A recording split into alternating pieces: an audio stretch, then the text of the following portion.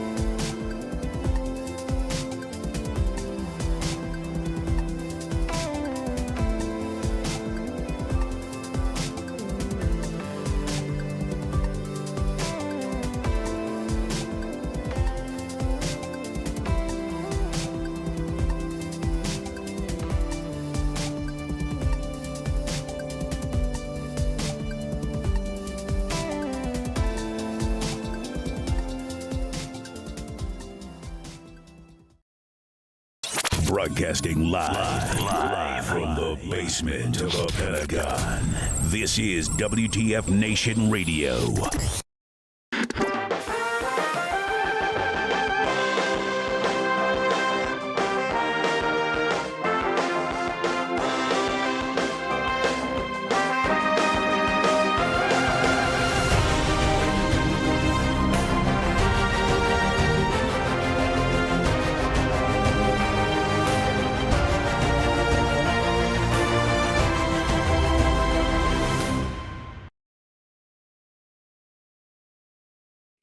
Hey everybody, welcome one and all. Today is September 3rd, 2024, and this is episode 182 of Pop Culture Warrior. It's the show where I stay up to date on all the ins and outs of what's happening in pop culture so you don't have to. I am CQ, I am your Pop Culture Warrior, and joining me now is our beloved co-host. He's the man in the bubble. He's the Marine with the mandible. Ladies and gentlemen, give it up for the one, the only, Mr. Mad Mike. Am I in? Am I in? Am I on the internet? You're on the internet. You're live on the interwebs. Switching up the intro. I like it. How you doing, bud? And you practice your warm-ups. I You know, didn't stumble. right? This is the yellow leather, red leather, yellow leather, red leather. Red leather. How you doing, bud? It's been a minute. Seashells pick seashells by the seashore. I know, right? Quick hi to everybody, because there's lots of people in the chats already. Captain Wayne, Pete, who else is out there? Patrick, I see you, bud. Wayne, the Grand Admiral's out there. Heath, Anubis, what's up, buddy? You guys are awesome. You guys are awesome. Thank you for joining. Lots of people Chats joining. is working. The chats are working. See, look at this, ladies, look at this. Boop, it pops up. See, it pops up right on the screen. God bless. It's working. Things are working. Isn't that great when things are working? Oh, God bless. I love it. So, we're live here on WTF Nation Radio and U.S. Army WTF Moments.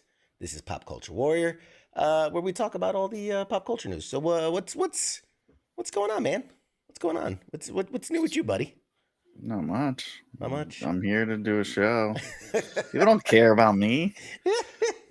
We all care about you. We all care about you. That's not true. We care about you. We love you. Homework for my kids to do. Let's wrap this shit up. All right. Hey, thank you, everybody. It's been a great show. You guys have been awesome. This has been a great show. Wait, you got to guess. You got to fill. Oh, that's right. 56 minutes. We got to pad for time. We do have a guest coming on later tonight. We have the incredible Kelly Schumann joining us. Wonderful actress. She played Justine in Superstore and Sally and Hot in Cleveland and a bunch of other appearances. Phenomenal actress. Very, very funny lady. I'm really looking forward to that conversation. It's going to be a real fun conversation. It's a great show. Yeah, it's going to be a great show. Kind of went under the radar, but... Superstore, yeah, man. Superstore, I definitely feel like was one of those shows that, given certain considerations or given certain changes, it would have been a much bigger success than it was. It also, remember, it was one of those shows that was hit hard by the pandemic. The pandemic shut that show right as it was kind of hitting its high mark. And then they came back and they were filming during the pandemic and they kind of, incorporated that into the storyline. And it was just tough. It was tough for a lot of shows, a lot of people. But yeah.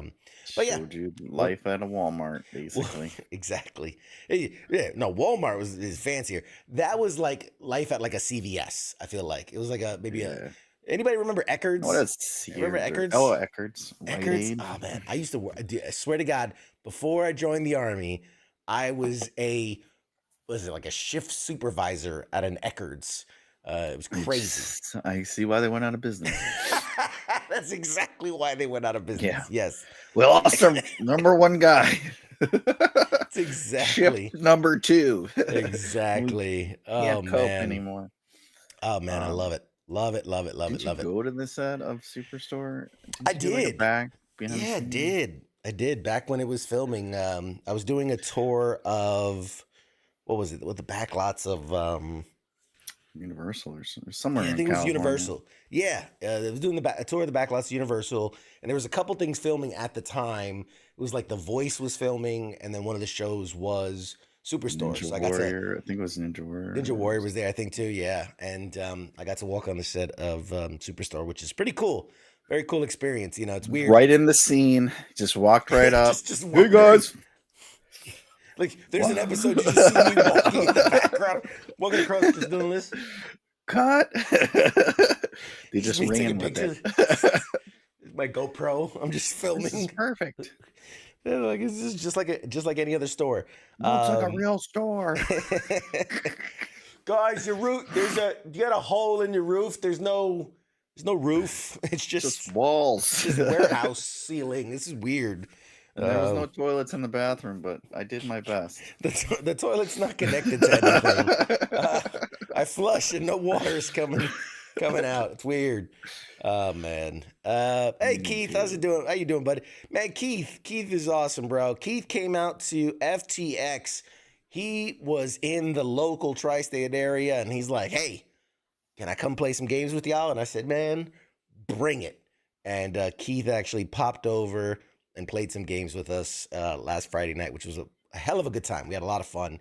So if you're ever in the DC, Maryland, Virginia, tri-state area on a Friday and you wanna play some games, wanna do some FTX, bring it. Challenge is always open. Doors always open. Hard pass. I know a pedophile when I see one. Hey, Steven, how you doing, bud? Everybody's coming out. Everybody's coming out of the woodworks tonight. So let's talk some pop culture news. I didn't get to talk about this last week, but I did want to mention it. Season 4 of Umbrella Academy came out. Have you kept up to date with Umbrella Academy at all? Yeah, I'm on season 3 episode. I don't know. I'm almost done with season 3. Yeah. I forgot about it. And then my wife's like, Umbrella Academy's out on Netflix. And I was like, shit, we didn't even watch the last season. Yeah. It started out with them like singing and dancing, and I shut it off. And then I never went back. Yes. So season 4. Bad episode, but the rest of it was good. Yeah, the rest of it was pretty good. It was season 3 was a good season. Season 4 of Umbrella Academy. I'm not gonna spoil anything. It's their last one, right? It's the final. It is very much a final. No cliffhanger. There's very much of an end to a story. If I'm being honest, all out already, the whole season. Yeah. Netflix Just they drop drop everything. All off. They don't. They drop everything all at once. So I'm not gonna spoil it for anybody that wants to see season 4 of Umbrella Academy. I will just tell you this. I was disappointed. I was a little disappointed. I really enjoyed Umbrella Academy. I enjoyed the story. I enjoyed the characters. And if I'm being honest, and you know me, I'm an optimist. I love everything. I want everything to be good, and I give everything benefit of the doubt. I do feel like Umbrella Academy kind of got less good every season. Season 1 was the one and called it. Yeah, season 1 was one of my favorite things. It's pretty close to the source material. It's fun. It's out there. It's wild. And then season 2 was like, all right, okay, cool. And season 3 was it was tough, but it was watchable. Season 4, like, there's some really cool moments, and there's some really cool stuff, and there's a lot of like Easter eggs and things that reference, like the comics and reference other things, reference past seasons. Like, you can very much feel this is like the end of the show, right? They're like bringing out all the stops, but I didn't like the turns into what's the DC one? God damn it, with the robot. Doom Patrol. Brendan Fraser. Yeah, it's kind of like turning Doom Patrol. Yeah, campy, it kind of. cheesiness. There's a very similar vibe for it, and yeah, man, it was disappointing because, like I said, there's some really good moments, but a lot of it felt out of character for a lot of them. A lot of it felt like very 3 seasons, they kind of built up to this thing, and then it's almost like it took a complete left turn and went in a totally different direction. I hate that shit. I don't want to spoil anything. It's just, but the characters, you've known them a certain way, and they've had certain motivations, and all of a sudden, it's just like, I'm just gonna be this other way now, just cause just because I don't feel like it anymore. I just don't. We don't even address it. So I don't know. Stupid. Yeah, there's. You get new writers. I don't know. Maybe I don't know. I don't know. I really wanted. I just really wanted it to end better. I wanted to end better, and I understand how difficult it is to wrap up a show, right? Because it's difficult because you have to build to this thing, and there's expectation, and then you want to give a satisfying conclusion. Very few shows I feel like really hit the nail on the head when it comes to a conclusion. The problem is though so it's easy to wrap up a show. Mhm. The problem is when you only planned on doing 1 or 2 seasons, or you didn't even, oh, we're gonna have 1 and that's it, Yeah. and you end it a certain way, not and then they're like, okay, back up that truckload of cash, and they're like, now let's make more seasons, and you never know when it's gonna end, and all of a sudden they're like, okay, we're gonna end it, and it's like you're in the middle of some shit, and now you got to wrap it all up. That's the problem, It is which is true. always what they do.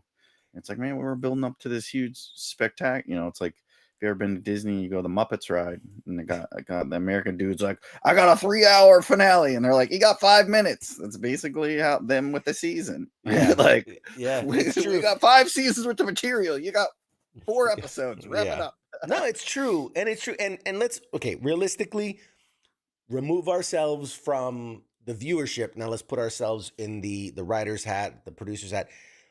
When you take a show to Hollywood, you say, here is a lot of times you won't even have the full first season. You just have the premise of a show, right? We got this show. It's about these kids, and now they're grown. They were superheroes, but now they're all pissed off adults and whatever. And they go, okay, write a treatment. So you get they give you X amount of dollars and maybe some staff to write out the full season. Then you create the season. Then you pitch that back to the studio, and then they'll greenlight it if they like it. Or most cases, if they're not sure, they'll order a pilot. So you shoot just the pilot, like something like Modern Family, as massively successful as it was, started with just a pilot. They didn't think it was going to get picked up. They did just the pilot. The execs see it. They go, oh, okay, I get the vision now. I like it. Now you get greenlit and you shoot the whole first season. But again, all the thought goes into that first season. Even shows that end with a cliffhanger, 9 times out of 10, if you ask the writer, like, okay, how does it wrap up? They'll go, fucking, I have no idea. Like, they just make a cliffhanger, and then that's next year guy's problem. I'm not worried about that. So it's hard to build these progressively bigger in scope shows when you don't have a plan, they're not planned out. So You need to fucking manage that shit. Project manage that shit. If you need help, let me know. I know some PMs, some project managers. That's what the Marvel's so successful. That's Kevin basically Feige. what they do. They got fucking they got the plan Feige. all that shit out. Oh my god, God forbid we plan out a series of shows and movies. Like, who would have thought of that shit? So And you'd Pookie be says, successful. Pookie says the best cinematic wrap up was Monty Python and the Holy Grail. That's the best wrap up for anything. I mean, but and that arguably so, but we're talking, across seasons, across one-off. Yeah, that's a one-off. It's easy to write off movies. Yeah, it's easy to write an ending to something that's just one That's thing. like if we just shut the feed off right now, like, hey, I got this great news. Check out this new trip. Boom, and we shut off the fucking show. You'll never guess what's coming up. Pew, pew, and gone. You're like, oh no. Ice is like, oh, that show was canceled, bitches. Radar's like, yeah, remember Tuesday nights? Yeah, Tuesdays got canceled. What, the show? Nope, just Tuesday in general. It's going Monday, Wednesday. It goes Monday, Wednesday. We got completely canceled the like, day. What? But yeah, and then you have the interference, like you got interference from the studio or the people, and it's like, hey, I'm gonna do this, I'm gonna do that, and it's like, yeah, you got to just shut all that out. Yeah. Sopranos is a great example because and I can imagine it's hard. The longer a show is on the air, the harder it is going to be to wrap it up in a satisfying, fulfilling way. Dexter was a series that I really loved, and they fucking I literally, it's like on the top 10 list of every like worst series ending ever. Yeah, It's always but like it's 1, 2, or 3. also like it was. They also that's another show where it's like you could tell they're trying way too Yeah, hard. they just had You're nothing. Yeah, it's like you're leading up to this big event, like all the like whatever, all these people are gonna find out about them, and then you end it like, and then the next season it's like, okay, we got to do another season of this shit. Pick up. It's like, wait a minute, he was just about like he was just getting tased in his ball sack, and he stabbed that cop in his neck or whatever. Like, what the fuck? And now we're back, and he's like at the department, and everything's good. It's like, And you're exactly right. And here's the other thing. And it's kind of what the Marvel problem has been lately, is that the longer the universe is in place, the longer the stories are told, the more grandiose you have to be, right? You have to be bigger. You have to be bigger. You have to be bigger. The problems have to be bigger. The things have to be. So you start to run into a ceiling where you're like, I got nothing left. I think a perfect example of that is a show like Weeds. I loved Weeds. And it started as just like the soccer mom, and the husband dies, and she's got to peddle weed to soccer moms just to survive. By year 3, she's married to like the Mexican cartel drug lord, has an illegitimate child, and is smuggling drugs across the border. I'm like, gee, like, you have no room. Like, we've grown way too fast. yeah, Way it was too the same fast. thing with the meth one with what's his name. This is the Oh, yeah, same Breaking shit. Bad. Yeah, Breaking It's Bad. Yeah. literally like the same Yep. premise, just It's like, it was let's dudes selling meth. sell some meth on the corner, and then 2 years later, I'm like the fucking meth king of Mexico, and it's like, Right, it's like, I thought he had wow. brain cancer. I thought he was dead in a year. That's the whole point of the show. And then he lived like another 15 years. Exactly. But it's So because it's like it's a hit and they don't want to get rid of it. And it's like, look at Game of Thrones. Like they were going out the books, and the dude wasn't even cranking out the books. He's too busy pounding Twinkies and shit, like waiting for his heart to explode. And they're like, we need you to write a book, bitch. Like Tom Clancy and fucking James Patterson are cranking out a book every 2 weeks. You haven't written a book in 2 years.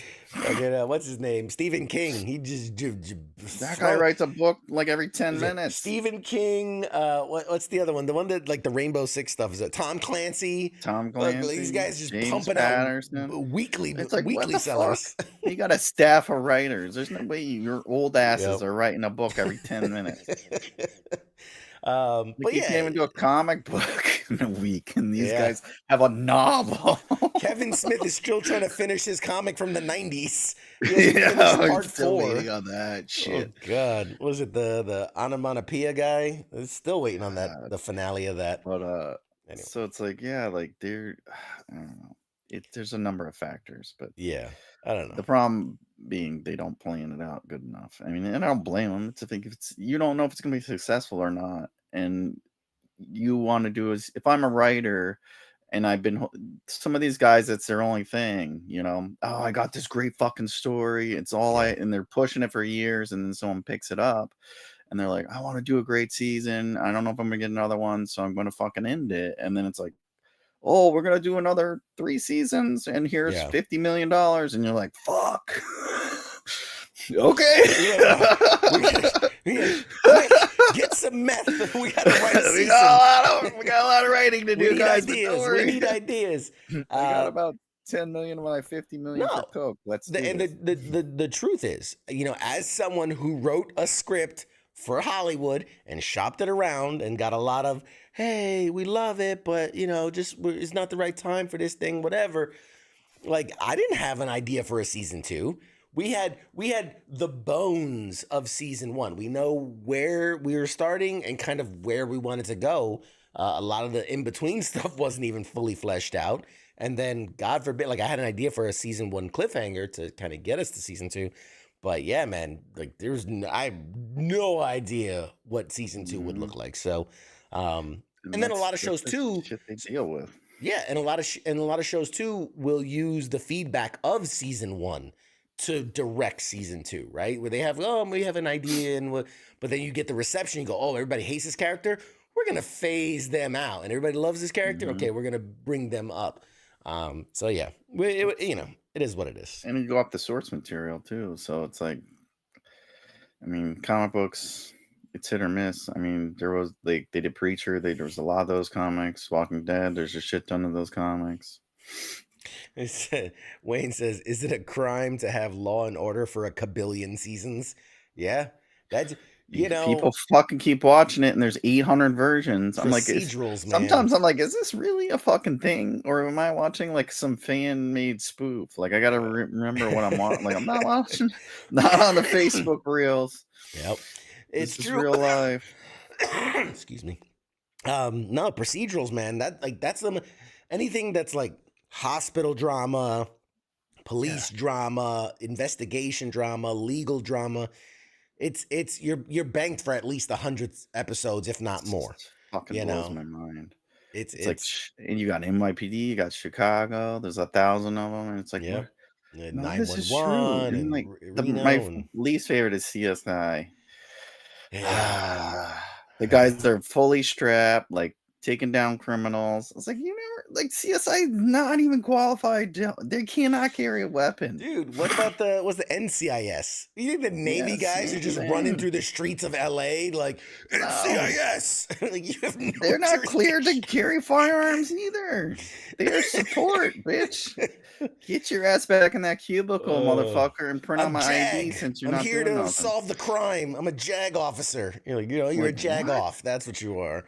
You're not There's solving not a anything. base within 500 miles of here. We're in the middle of North Dakota. Get the fuck out of here. Anyway, enough complaining about procedurals. Poking holes.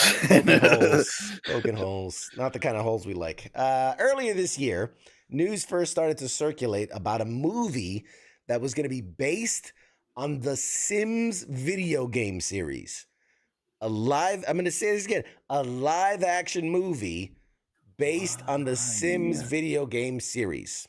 It's a bad dinner party is the whole premise of the game. It's real life. It's just you around your house. We have 1,000 of those. Big Brother, fucking Real World, all that shit. At the time, Margot Robbie's company, Lucky Chap Entertainment, was attached to produce it, with Kate Herron directing and co-writing the screenplay alongside Bryony Redman. Herron previously directed the first season of Loki for Marvel Studios, and she's worked on several projects with Redman, including Doctor Who and a bunch of others.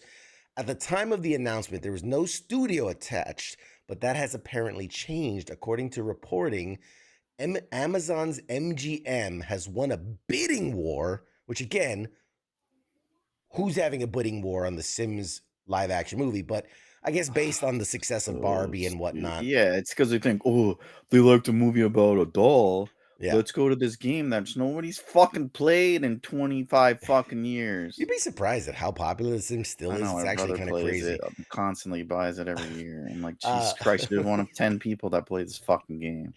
So I mean, you figure, okay, you got Margot Robbie the expansion pack. You could swim in the pool now. No way, bro. you can have your Sim murder other people with the new homicide pack, with the new CSI pack. You can solve crimes. So does that make you upset because you had an original idea? Oh, absolutely. And they're like, let's make, you know what? Fuck that shit. Yeah. Let's make a Sims video game. Yes. So Amazon MGM has won a bidding war for the film. And you know, the video game gold rush is basically on, right? Because we've got all, you know, we had The Last of Us, and we had, you know, what's the other one? Mario. Well, Mario. I'm trying to think of the one that just came out that was really Fallout. You know, I'm thinking video games. You know, the Sonics, the all these, the Pokemon movies, all these things. Hitman, yep. So this new report claims that Amazon MGM was competing with Netflix for the movie rights to that film. It claimed that Netflix actually offered more for the rights to The Sims, but Lucky Chap Entertainment wanted a theatrical release. So, you know, Netflix wanted to make it a Netflix original, put it in streaming. But obviously, you know, Margot Robbie wants to be a movie star, not a Netflix star. Considering that the box office and cultural success of things like Barbie, it makes perfect sense that the producers might place more value in a theatrical model.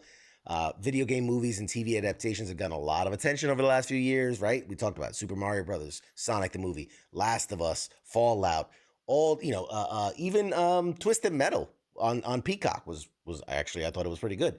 It's only successful because it was on Peacock. Pretty But much. keep going. It's like the most successful Sims thing on Netflix would have been it would be more successful than it's going to be in the theater. I'll tell you that right now. I'm calling it right now. Yes. But I love And the Mike idea. predicts. I love the idea of that the most successful thing on Peacock is like saying the top seller at the dollar bin at Walmart. You know, like it's Yeah. it is what it is. This movie's $5. What? I'll buy it. Yep. That's Peacock. So obviously theaters and studios are scrambling to find like the next big game to adapt. You know, the Fallout series was huge. There are signs. Shows you how old these people are, where they're like, I've been waiting. My time's now. The Sims. And it's like, what? I mean, did The Sims come out? It was like 1996. It was on PC. Stay with me now. Live action Pong. Okay, it's just two great sticks. Game. Wait, sticks. Isn't that tennis? No, there's no players. There's what no do you mean field. there's no players? There's no one in it. There's no field. That's the beauty of it. We're just gonna have 2 lines, and we're not using any CGI. 3D. Practical effects only. I want dudes with a giant wooden pallet just running back and forth. It's all right. We'll get Jack Black and Chris Pratt to do the voice. Yeah, we'll get The Rock and the ball. The Rock is gonna play the wall, and the ball is played by Kevin Hart. And he's like, I'm coming in. Shit, boom. let's back up. It's good. You know what? Make The Sims. Margot Robbie needs to, bomb and know her place. Make trash fucking movies. Yep. So on top of the Sims movie, Tomb Raider series was also given a full pickup at Prime Video earlier this month. So, I mean, we're not going to see the end of it. And if you think it ends with video games, it does not. Because Margot Robbie has also teamed up with Olivia Wilde, and they're planning to bring Rob Liefeld's Evangeline to Warner Brothers. Remember Evangeline? Remember that comic? Evangeline? Was it Evangeline or Evangeline? Yeah. Evangeline? I don't know how to say it. Anyway, I never you know what I'm talking about. Right. Yeah. You know what I'm talking about. So Warner Brothers is reportedly close to closing a 7-figure deal for the film rights to Evangeline, a series created by Rob Liefeld and has been in and out of film and TV development for years. The project will reportedly come to WB by way of Margot Robbie's production company, with Robbie expected to star as the title character, and Olivia Wilde is expected to direct. Don't get me wrong. Like, there's a place in comics. And good for her. She's pushing her own brand and not taking shit from nobody else. But oh man, sorry, Sids. Yeah, Halo. That's another one. Sorry, Scott said Halo. Trash recognizes trash. Scott says so. Basically, is it about these people living in the simulation? They find out there's actually a god controlling their every whim, and there's no such thing as free will. You know what? We had that. That's the Truman. It's the Truman Show. It's the Truman, the Matrix, Bruce Almighty, or the Matrix. The Matrix. It's very much of like, is this a simulation? Is this real? Don't care. Not gonna see it. It's kind of like the Lego Movie did. Not gonna debate it. Don't give a damn. At least Lego Movie was entertaining and as a cartoon. Fair enough. I watched it on HBO for free. I didn't pay to see that. But I think that's the idea of like, in their reality they're real, and then you zoom out and realize, it's them. And Borderlands. Oh God, how did they fuck up Borderlands? That's great point, Heath. My God, I'll tell you how they put Kevin Hart in it. They put Kevin Hart. You want to make a shit movie? You add Kevin Hart or Jack Black. Jack Black wasn't it. He was Claptrap. Jesus fucking Christ. So, like, this is a game about young people. He retired. Playing young things. And it's like, I love this idea. Like, in the games, they're all like young adults or, early 20s, early 30s. Yeah. Like, let's get Jamie Lee Curtis, Kate Blanchett, 70, Kevin Hart, 70, Jack Black, 55, and you're 65. Like, all these people are ancient. And they're gonna be spec ops or what? Like, get the fuck out of here. Oh man. He can't even join. He's shorter than Audie Murphy. Star Fox the movie, Frogger the movie, Pitfall. I mean, I feel like with Pitfall you could do a ton. You could do a ton with Pitfall. But yeah, I mean, it is what it is. Stupid. It is what it is. I mean, They're not gonna learn. And dumbasses keep paying to see garbage. It's everyone's fault. You guys created that. You guys create this. When you go see a shitty movie because you have bad taste and you don't watch previews and you don't know anything about anything, can we specify this is what happens. Not our audience. Not our audience is smart. No, our this viewers is are for smart. people watching out on the internet. So one day, like when you're like, God damn, how did we get here? And they could come back and they're gonna watch. Look at this shitty show, but this guy speaks the truth on here. Yes. Yep. Yeah. Our audience is pretty in tune. Yes, but yeah, our audience listens to us and trusts us and people knows. of the internets, they need to hear this. So let me just, I do want to talk about Concord in a second. Let me finish this thing. So it's Concord. Yeah, the grapes. We want to talk about the grapes. No, so Evangeline, for those that don't know, she's a fallen angel. She fights demons and monsters, a member of the war host of heaven. It's like Buffy the Vampire Slayer meets John Wick. That's kind of the vibe for that. She's strong. She has weaponized blood. It's a whole thing. It's going to be obviously an action movie, something like, I don't know, like the Transformers movie. I would imagine it's like, well, in review anyway. Let's see. There's a direct quote from Liefeld saying, Evangeline resonated so powerfully with the audience because her story of redemption is one that is also relatable. Fallen angel was sentenced to redeem herself by serving humanity. Earth is a foreign environment to her. She must adapt in order to save herself as well as mankind. Her dilemma provides humor amidst the larger plot engine driving her journey. So kind of like, Thor, but with boobs. Exactly. Oh, that's why people read it, because you put big boobies on the fucking every one of those comic books. Yes, I like that. Nobody cares about the story. Timothy Chalamet as Turok. Oh my God, who remembers Turok? My God, that was great. The dinosaur hunter. Max Payne. So this is potential. Yeah. This is I love this part of the story. Way back in 2023, last year, Liefeld hoped to get a movie off the ground with Gina Carano as Evangeline. I'm sorry, no, it was back in 2013, I should say. Mm-hmm. She wanted to get it with Gina Carano as Evangeline. By 2016, the movie had headed to Paramount, but without Carano's involvement, the property seemingly never found another lead or a script before Paramount's option expired. So we'll see if that comes back. But Deadline also claims that the rights deal for Evangeline is expected to be even bigger than Warner's recent deal to make Josh Gad and Paul Walter Hauser's biopic of Chris Farley, which costed the studio about $2.5 million to acquire. So yeah, I mean, we'll see. There's a lot there to be said about Nick Cage's Earthworm Jim. Damn, you guys are pulling out all the classics. What about Battletoads? Let's just do Battletoads. Who remembers fucking Battletoads? That was awesome. But yeah, so there's a lot to be said about if that'll work or if that'll be successful anyway. I don't know. We'll see. When I'll tell you what. One thing I will say about all this, when I see Amazon's attached, I actually have higher than not hopes.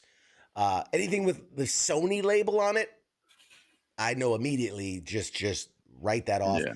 But when I see Amazon, shit from China. Amazon's been knocking it out of the park. Now, whether it's them themselves or the people they're partnering with, they're doing great. I'm going to give them the benefit of the doubt. For now, they got somebody there that's the voice of reason. Yes. When I see Sony, it's like it might as well say made in China. It's just trash. Speaking of Sony, let's touch on a topic that I think it was Scott was asking us to cover. So you probably haven't heard of this, but Concord, was a PlayStation exclusive game made by Sony that came out recently. It's the newest game from PlayStation and its first-party developer, Firewalk Studios. After less than a month, it is being taken down for sale, and players are being refunded their money. It's one of the most like glaring examples of too much, and there was nothing there. I think they spent, I think it was like $8 million, or what was it? Oh man, somebody had thrown in the chat that it was there. The chats are moving too fast. But it was a lot of money, and I think 8 years was it that they had. Oh my God, I'm looking. Jesus Christ, there's so many. You guys are really chatty today. I love it. Love it. It's awesome. 14 days. Yeah, 180 million ish dollars Jesus into Christ. develop this over 8 years, and it is being pulled to Keith says 200 million, about 200 million. So here's the story. It's already being taken offline less than a month after its release. The update on Concord and its very short lifespan was shared this week in a PlayStation blog post from the game's director, following numerous reports of low sales and abysmal player numbers from the Steam version. It's being taken offline as of September 6th, with Concord game director Ryan Ellis saying that Firewalk and PlayStation will explore options afterwards to see what actions may be taken in order to better reach players. In the meantime, sales of Concord are being suspended. Those who bought the game are getting a refund. And they said, okay, automatic refund. Epic PS5 users will also be getting refunded, but if you bought a physical version of the game, you're advised to take it up with the retailer. Good luck. That's what you get for buying a physical version. Right. So this is direct from the game director. Concord fans, we've been listening closely to your feedback. The game sucks. Of the launch of Concord on PlayStation 5 and PC, and want to thank everyone who has joined the journey. Your support and the passionate community that has grown around the game has meant the world to us. However, while many qualities of the experience resonated with players, we also recognize that other aspects of the game and our initial launch didn't land the way we had intended. Therefore, at this time, we've decided to take the game offline beginning September 6th and explore options, including those which will better reach our players. That game's not coming back. I'm sorry. You don't name a single game that has ever they're not gonna refund you money if it's coming back. Yeah. They will make you wait. They'll be like, they'll fucking let you play the shit, or they'll like pause it and then like, here's a 1,000 gig update. Like, they're not gonna refund you if it's ever coming back. This game, they got a fucking buttload of money, and they took it and they gave some garbage, and now they're like, let's fucking wrap it up, baby. Let's close up shop. I thought of a great joke that this game is done so poorly that they just announced the Sony live action make of the movie. Right. Margot Robbie's coming out with Concord. Concord the movie. This game has performed so badly for Sony that they immediately sold the rights to themselves to make the live action movie. Like, we just made $2.5 million selling the rights. Who bought it? Sony. Like, what? That's us. That's the other arm of us. It's literally like selling it from one hand to the other. Anyway, it seems to be a trend. Exclusives. It's let's see, it's dead. Like, even making it free to play is a bad idea. The cost of keeping servers up would be a net negative. Yeah, I mean, look. And they only have like 10 servers over there at Sony. You got to play other games. Working at any given time, yes. The reality is, there's so many games now in that space, the first-person shooter space, and a lot of them are moving to that free-to-play model. It's getting harder and harder to justify why you would spend money to play a game that is practically identical to all the other games that are free to play. Yeah. I don't know that have a lot more going for it. They have a lot more money in it. They've been bigger player base. They've been out for a lot longer. Bigger player base, bigger, whatever. It just, we You're not gonna talk leave your about, current job to go to a new job for the same amount of like, but oh, you pay y- them to work I there. do, yeah. Like you can do what you do now, but you got to pay me $5,000 up Yeah. front. I'm like, Yeah. why am I paying you $5,000? I could There's a just door. stay There's a cover here. charge to enter the building. Yeah. No, Then I got all new people I got to deal with. I know every asshole here. you're the one person in the building. There's no other players. Yeah, I already got the cheat codes. We talk about this all the time in movies and TV and video games. Like there are trends, there are waves, right? It seems like, a couple years there'll be like zombies are the big thing, and then a couple years it's vampires, and then a couple years it's drama, whatever, comedy, buddy cops. In gaming, we've seen it where it was, first person shooters, and then it was battle royales, and then it was like survival extractions, and so it's just kind of riding that wave. And right now, Now you have it all in one. I think, I Everything you personally want think, within like the 3 same games, you can do it all. Just what kind of skins you like. You like a little exactly. realistic? You like cartoons or in between? And I think right now we are getting towards the end of the first person shooter battle royale style. Like I not to say things like Fortnite or what's the other one, Apex or Call of Duty, not to say they're ever going to go away, but I think month over month they are losing people, and people are moving on to other experiences. And I think like when something like GTA 6 finally does drop in like 15 years, when that drops, all those games are going to take Easily, a and I spent massive hit. $2,000 on the game. And those, you're going to like things like battle royales, all that are going to have like 4 players left. There's people that couldn't afford to pay That's for when I'm coming back, baby. it. That's my time. Fire up. Get off the phone. I'm playing Call of Duty. Mom, get off the phone. Yes, Scott's The right. The time new is hype now. is survival extraction. That's kind of the big thing. Like your DMZs, your PUBGs, all those are kind of the hot trend right now. Which is funny to me because like a year or two ago, what was it? Rainbow Six tried to launch a brand new like survival extraction. What was it? The like the biohazard one. Remember that? Like it came out for like 5 minutes and nobody played it. It was like it's crazy to me because it was so close to being of the hype, and it was too early for survival extraction. It came out 6-8 months later. I feel like there'd be more people playing it. But anyway, bring back Combat Flight Simulator. Hell yeah, man. Where's our Ace Combat, man? Ace Combat 7. Give us some Ace Combat 7, man. I'm ready. I'm fucking ready. I want to play that shit. So yeah, I mean, long story short, who would have thought a PlayStation exclusive shooter that you had to pay for was going to end up doing badly? What a shock. Oh my god. What an absolute shock. I think we know. say it every week. PlayStation Stunning. sucks. Stunning. Let's see. How's that working out for you with them exclusives? Not so good. Beetlejuice. Don't say it again. The long-awaited Beetlejuice sequel hits theaters this week, and from the sounds of things, it's apparently worth the 36-year wait from its original.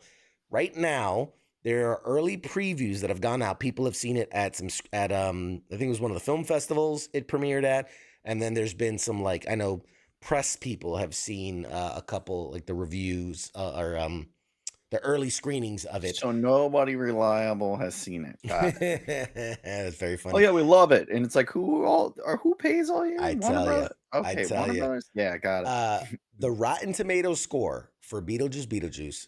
It's currently, let's see, Beetlejuice has a, at the time of this article was written, 78% of the reviews, how do I say?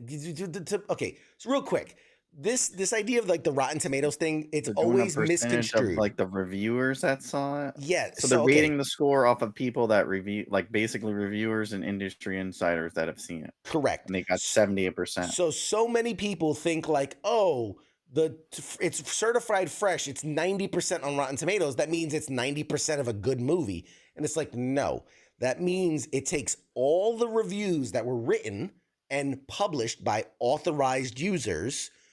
So let's say there's 120 reviews.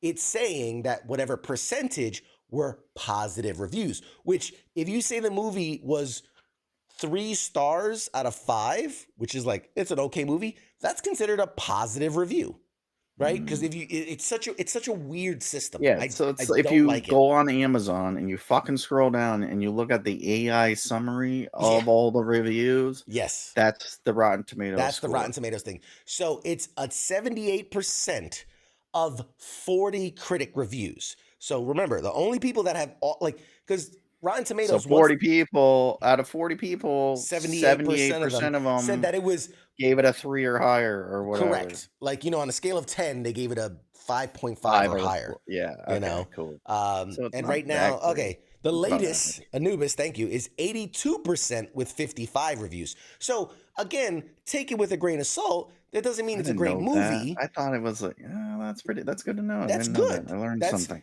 that means more than not, critics like the movie. So Yeah, you that do means have it's to be shit careful. because critics Exactly. are garbage.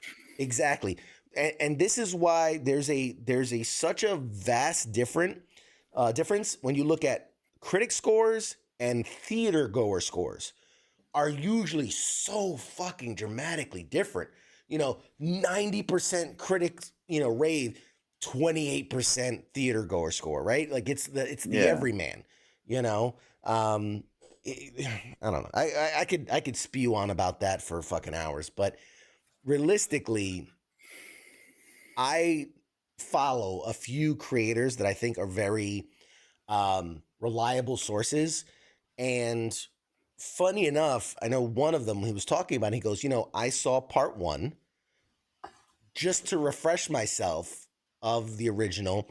And he goes, like, you have memory of Beetlejuice, but like when you actually watch it, right, and you're like, oh, this was the movie. And he's like, it wasn't as good as it was in my memory. Like it's an okay movie. It's very weird. It's very quirky. It's very Tim Burton. But this is what he said after watching that and then going to see part 2. He really liked it. He liked part 2. He said it was fun. It was witty. It was just, quirky and weird, but in a fun way. I actually was laughing out loud at the movie.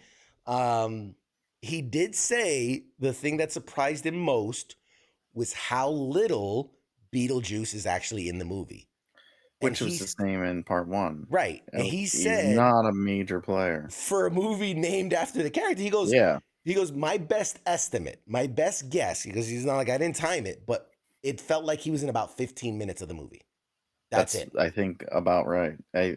Same for the first one. It's like the end. And it's really fucking boring. Like Tim Burton does a lot of long like shit. It's like, dude, you couldn't edit this out? Like, or how much shit did you edit out? Like, what are you just filming? Like snails fucking? I don't know. But yeah, that sounds about right. I'm curious now. You're Googling the part 1, like, how long he was how in long is he actually in the movie? I don't think anybody's actually ever written about this. How much is Beetlejuice in the Beetlejuice movie? Nobody's ever a long lead up to it. Yeah, I was gonna say that is how much. Apparently, these are the questions people ask. Is Beetlejuice okay for a 10-year-old? Jesus Christ! How much did it cost to you make? not know the rating systems? Like PG is okay, PG-13 no, not below 13. Dumb fuck. These are the questions that are asked. Is there more than one Beetlejuice?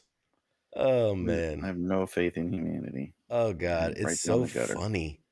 Is the new Beetlejuice movie using CGI? Like, no, they got real sandworms from the planet Mars. And how many people had to Google it for that to show up as a topic? A lot. Oh, And I am forced to God. interact with these people on a daily basis. Oh, man.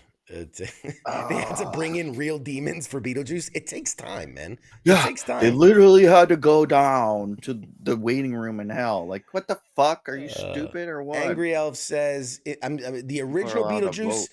In the original Beetlejuice, he's in the movie for 17 and a half minutes. In the original Beetlejuice, He timed it. He's got the VHS. he's got the pausing VHS. it. He's starting his clock. He just did the math now for us. I have a guy for that. Oh man, I have a guy. 17 minutes. That's crazy when you think So he's about in it that. 2 minutes less. Hey, in that's this one. crazy when you think about And he that. got Like, paid a fuck ton of more money. name a movie like that. That's like if you had Batman, but you There's did it no as Batman. like a citizen, as like the criminal or somebody, like, you know, he just swoops in and like punches you or punches your buddy in the face, and then he leaves. And you wouldn't even see And then him, he though. comes back like 2 days later and he like kicks another dude in the dick. And then he leaves. You just It's like, what? in your POV too. So like he turns and the guy's just knocked unconscious on the ground. He's like, you just hear like, woof. Oh, I would love, you know what? I would love, like, there's no real way to do pending. Can't take my idea. There's no real way to do it in any seriousness, but how funny would be like a Batman movie with like almost like the AI rules of Batman games and comics, where it's like the two guys standing there and you just hear poof, boom, ba ba, poof, and the guy Did just you hear like, something? Did you what hear was that? And then he just looks at the body. Come on, wake up. Yeah. And it's like, you just heard that dude just get 18 bones broken. Yeah.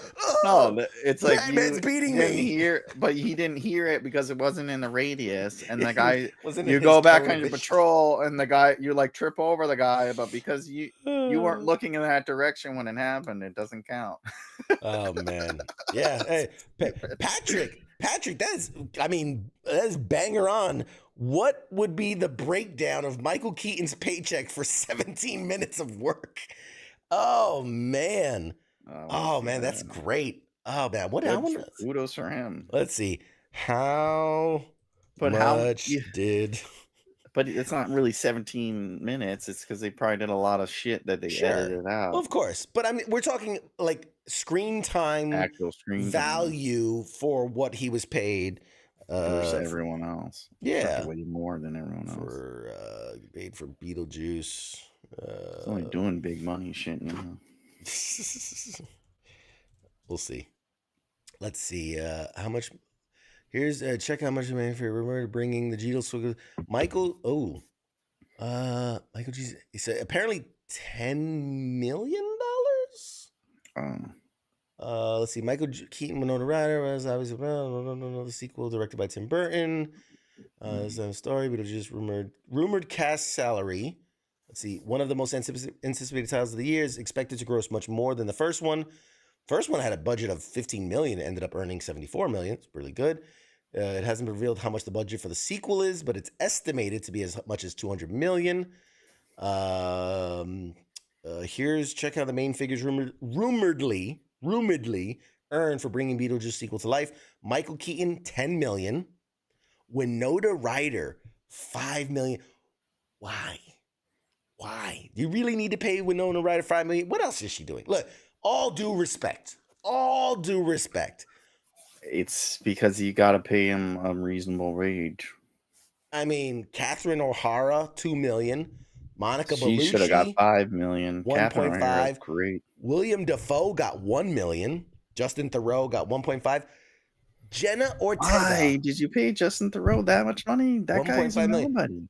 Jenna Ortega, which is arguably Same one of like as the Justin hottest. Theroux, and she's the up and coming. And you gave Winona 5. Much less. You know how much Jenna Ortega, which is like the hottest star in Hollywood right now, with everything she's doing, $750,000. $750,000. That's like the minimum, isn't it? Like the minimum. That's like that's like a SAG minimum for a main caster. SAG minimum. That's sad. And you paid Justin Theroux 1.5. Double that. Who probably has less screen time than Jenna Ortega, who's way hotter, way better. She can act. That's fucked up, dude. I mean, yeah, and she's probably in the movie a whole lot more too. because she's supposed I to be would like have. one of the main I would have characters, took right? like $3 million from Winona, gave it to her, gave another $1 million to Catherine O'Hara. All right, I would have worked that budget out. so if we did the math, Michael Keaton got paid minutely $588,000 Jesus per Christ. minute of screen time for Beetlejuice. To do like he did in 1984, 3. To do a very Basically shitty, exactly the same old shit he did before for rendition. less money. I mean, that's a lot of money. Good for SAG him. and SAG minimum is $232 an hour. I mean, I don't know how many hours they work, but I would imagine That was probably right there. I mean, the hardest thing to do when you're making a sequel, and I would imagine it's harder after many, many years, but the hardest thing to do in a sequel is to somehow recapture the magic of the first one while not like doing the first one again, like creating a whole new original thing while retaining the magic. Off something you didn't plan on doing again. Yeah, ever. exactly. And it's like Top Gun. Yeah, you can do that again. It's the same shit. I feel like there's very few sequels that managed to walk that tightrope. I do think Top Gun Maverick was one of them.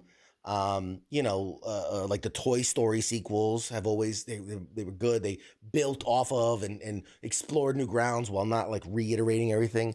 But nope. Like when Tarantino says, ended after 3. Ended after 3. I mean, I don't know.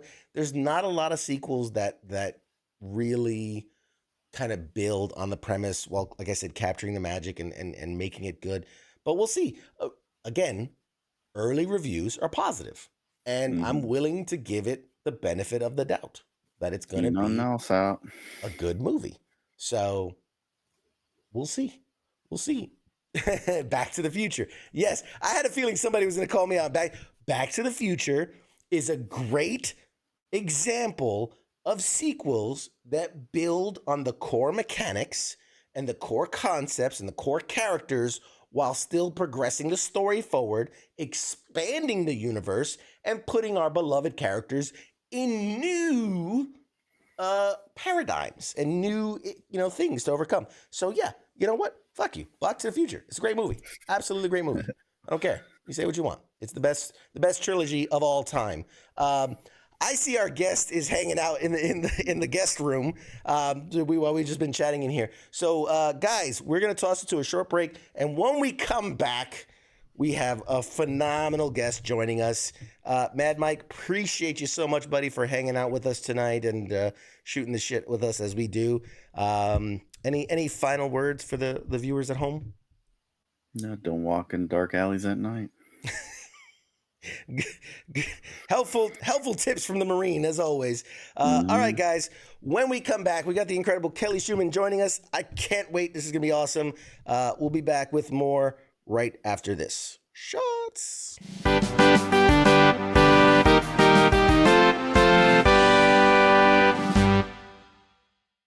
You're listening to the sounds of WTF Nation Radio.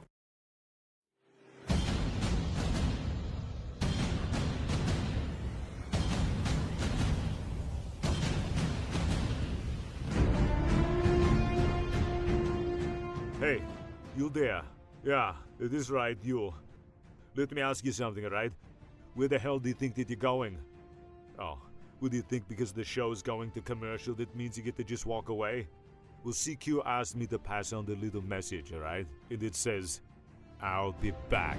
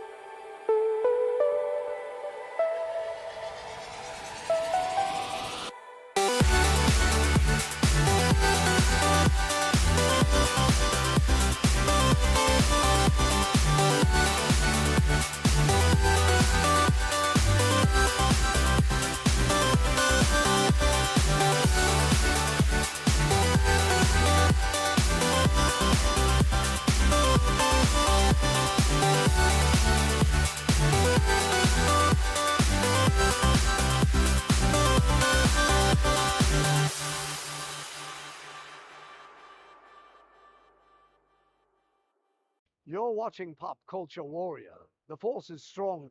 They have the high ground.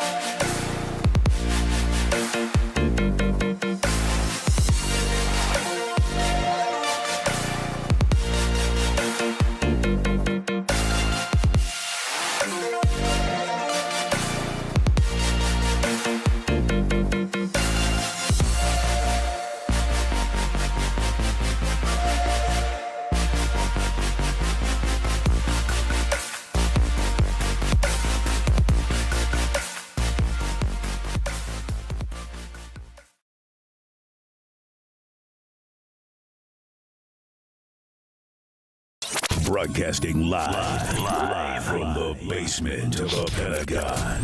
This is WTF Nation Radio.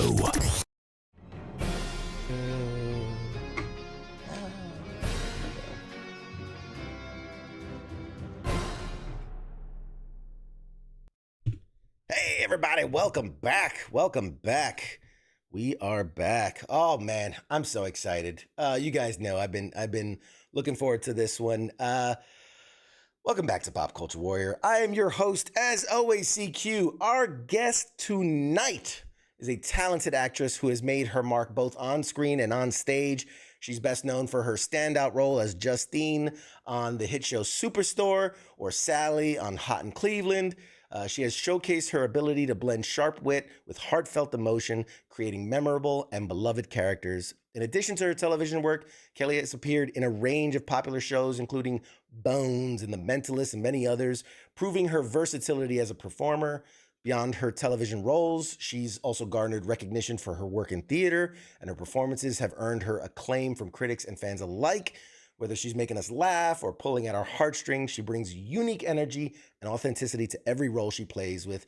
And now she's here to bring some joy and some laughter to us all. Please, everyone, give a big welcome to the show, Miss Kelly Schumann, everybody. Yay! Oh, that was such a nice intro. There's was awesome. raucous applause. Oh my God, it's deafening. It's deafening. It's All too the people. much. It's Too much. Oh man, thank you so much for being here tonight. We really appreciate it. Oh, thank you for having me. I'm happy to be here. Oh my God, of course. How could we not?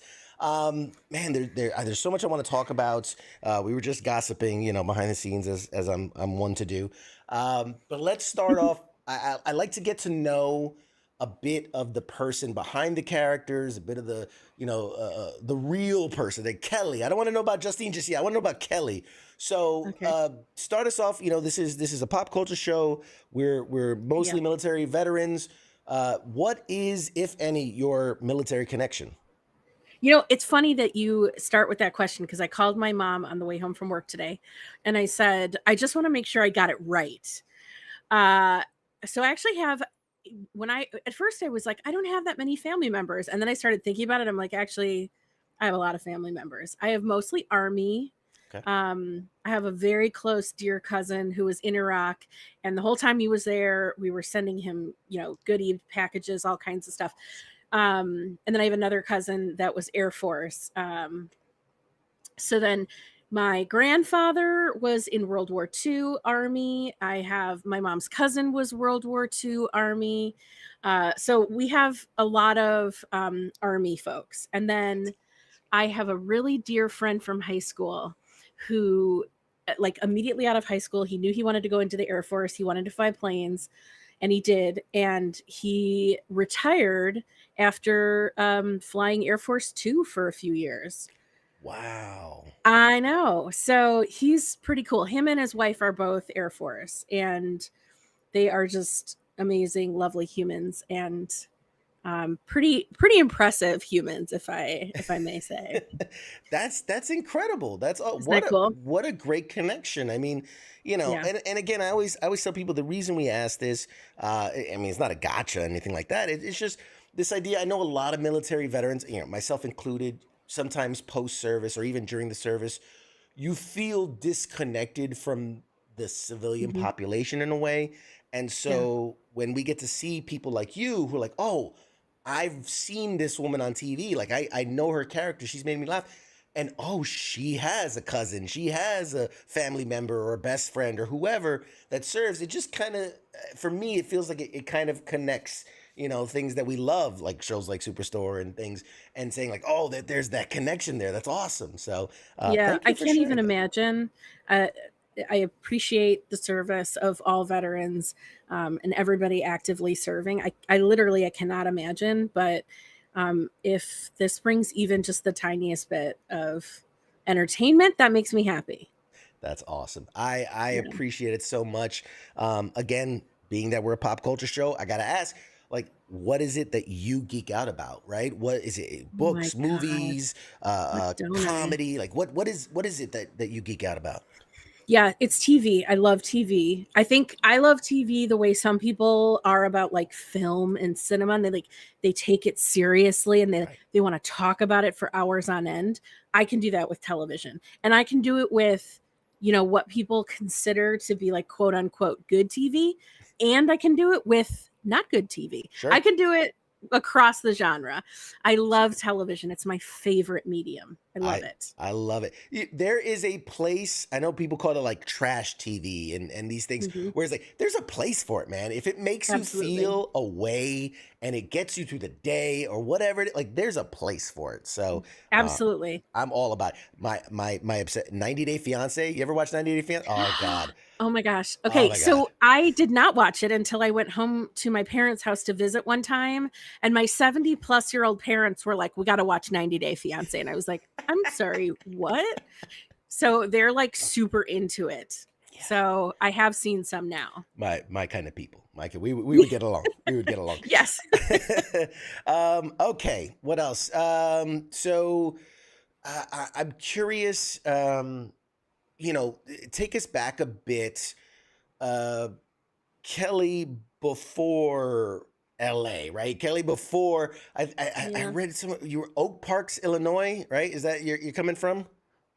Yeah. So I was born in Wisconsin, but I moved to Illinois when I was very young, and lived there most of my life. And honestly, I always wanted to be an actor, but I have to be honest, living in the middle of the country where at the time, things have definitely changed, but at the time there was just very little like professional acting opportunities.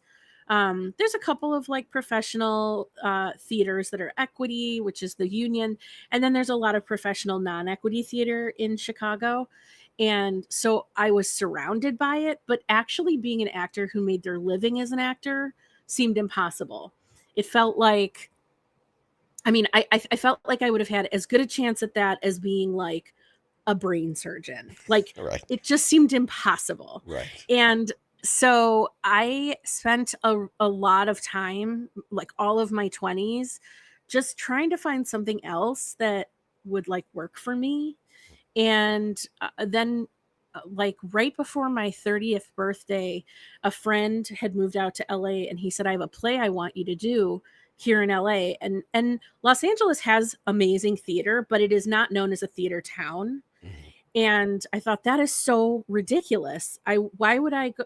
But I did it because it felt compelling. I felt compelled to do it. And then I moved immediately back to Chicago, and I said, "That's it. Thank you, Los Angeles. Goodbye. That's not the town for me." And then a year later, he said, "I have another play for you to do." And I thought, well, I'm not going to keep going back and forth.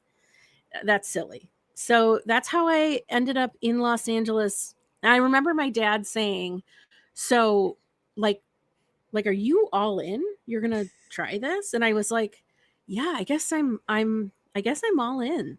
And even then it didn't seem possible. Even then it was like, that's ridiculous. And I thought, I'll give it 3 years. And if nothing happens in 3 years, I'm out of here.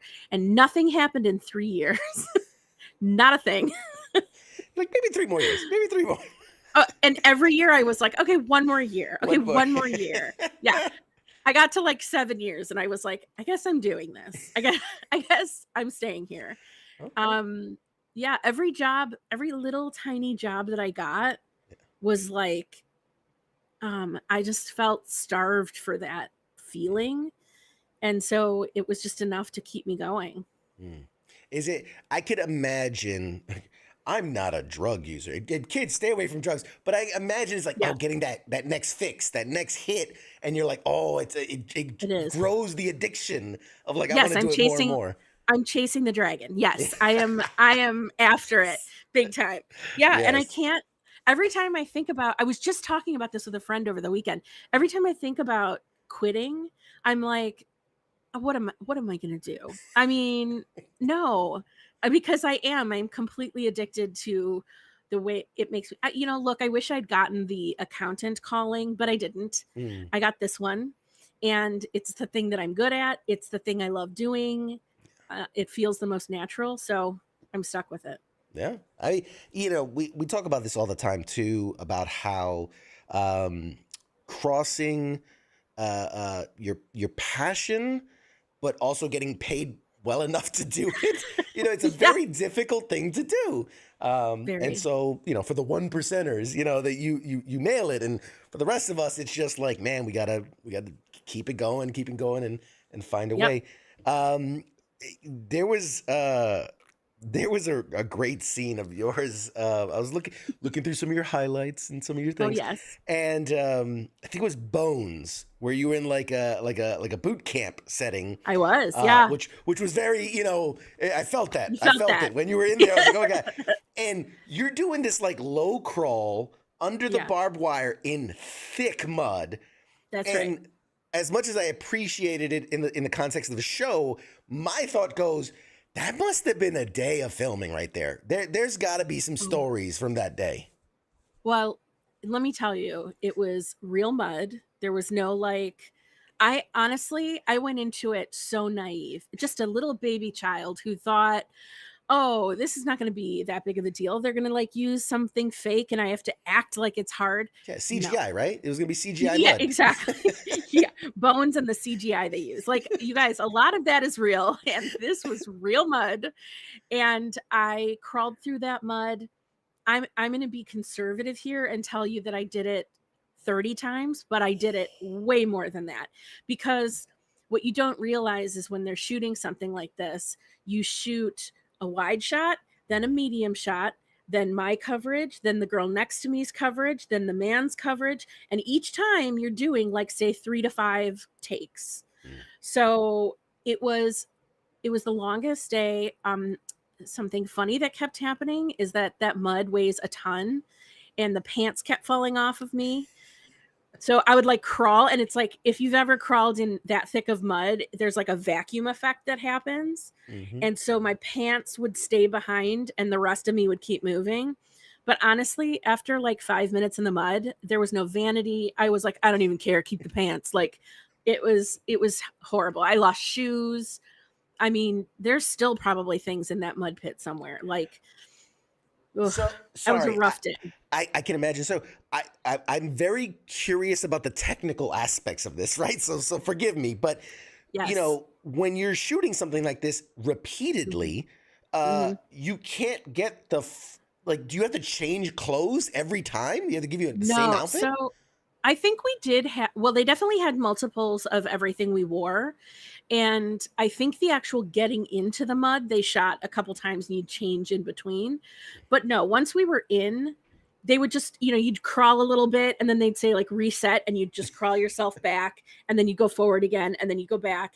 And so we just kind of stayed in the mud. But then I remember lunchtime happened and I'm caked in this like super heavy mud. And again, vanity is out the window. At that point, I'm like, take these pants off. I'm like throwing the pants off, standing there. I didn't even care. Sure. And I'm sorry to do TMI, but I was so caked in mud that I drove home. Like I had literally a t-shirt and a pair of pants and nothing else on because all my underclothes were Sure. I had in the mud, and I did not think this through. And so I had nothing. Luckily, the costume people gave me a pair of socks to wear home. Yeah. I love it. Like, you have anything for me to change into? Yeah, here's some socks. They were like, I said, can I keep this extra pair of socks that was in the trailer? They were like, okay. Yeah. So it was a lot. Your car must have been ruined. I mean, mud everywhere. Yeah, I was covered. Luckily, by the time we were done, there's a second half of it where I have to climb a wall. Right. Yeah. And I did have a stunt person just in case I couldn't actually climb it because I was a little nervous. Sure. But I was so proud of myself. Let me tell you, by the end of that day, I don't know what you guys must feel like when you accomplish like a physical task. Like you guys, that's part of the job, right? For me, that's rarely part of the job. But I get up to the top of that wall and I was like, I fucking did it. Like I was so proud of myself. So by that point, a lot of the mud had dried. So I was more like dusty, dirty than muddy. Right. Yeah. And I drove home in like 5 p.m. traffic from like, this is for the people who are specifically in LA, from like Pacific Palisades back to like East Hollywood. It was like 2-hour drive. And I'm like, oh my God, just get me home. I can't imagine someone's like sitting at you next to traffic. They just look over and you're just head to toe caked. I looked insane, I'm sure. It's not the craziest I've looked. Like I shot something last week where my teeth were blacked out and that was how I was going home. So it's not the craziest I've ever looked, but it definitely was not normal. We're gonna have to have a side conversation about the craziest things. Yeah. But no, yeah. I was gonna say, just to finish that segment, that when you climb the wall, I mean, I've got a decent eye. I can tell, like, oh, extra, stunt guy, whatever. I got watch enough stuff. But I was like, oh, that's definitely her. Yeah. And then like this, you're right. You had this like guttural like, and I was like, man, like. Either she's a really good actress or she's just really pumped that she got up there. I was pumped because I didn't think I could do it, That's and they have this stunt woman standing by who oddly has been my stunt woman. Also, she was my stunt woman on Superstore, strangely. So I guess she's now my stunt woman. I don't know. And she's a lovely person. And she was giving me pointers, like, just helping me with tactics. She would be like, it's not what it looks like. Put your foot here, put your hand here, and helping me get through it. And then of course, falling off the back was to like a pile of mats that was there. And that was by far the best part of the day. Yeah, that was so fun. Yeah. You get to play. You get to play for a living. That's awesome. Exactly. But no, I just wanted to tell you, from someone who's done it, that I can only imagine. I did it on a couple of days and it sucked and it's great and it's all these days terrible. But I'm like, but again, knowing the magic of this stuff, I knew you had to have been in that just all day. All day. So yep, hours. Yeah. Thank you. Thank you for recognizing my sacrifice for this job. Yes. You made it look so real. I was having flashbacks while I'm watching you. Oh, I'm so sorry, but it was real. So, okay. What else? I mean, you've been in a bunch of stuff, right? And television and film and theater. I'm curious from your perspective, because this is something that always kind of rattles around my head, is in your experience, how do the experiences of doing TV, of doing film, how do they kind of differ? And then also kind of how do they complement each other for you?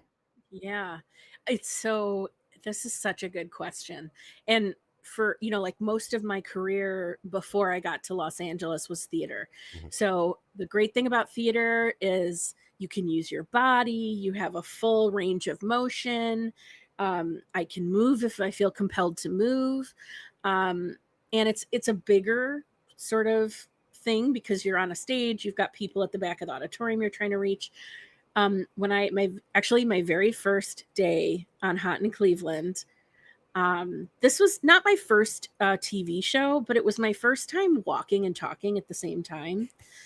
And Which turns sounds out funny, but I get I'm where not great at it. Yeah.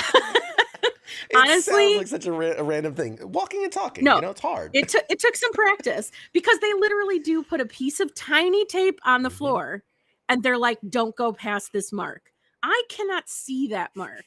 And when I am acting, how can I be held responsible for I'm that? in the as well? moment. I'm in the moment. Yes, I'm feeling things. And they're like, I don't care what you're feeling, hit your mark. And literally the director was like, hit your mark and say your line. And I was like, I think I'm gonna get fired. Like, I was so scared. Every day I kept going and going, like, okay, I just can't screw it up today. And that's the big difference, is that you've got, you know, a much more limited field that you can work with. And you have to literally hit a mark. So you're not nearly as free.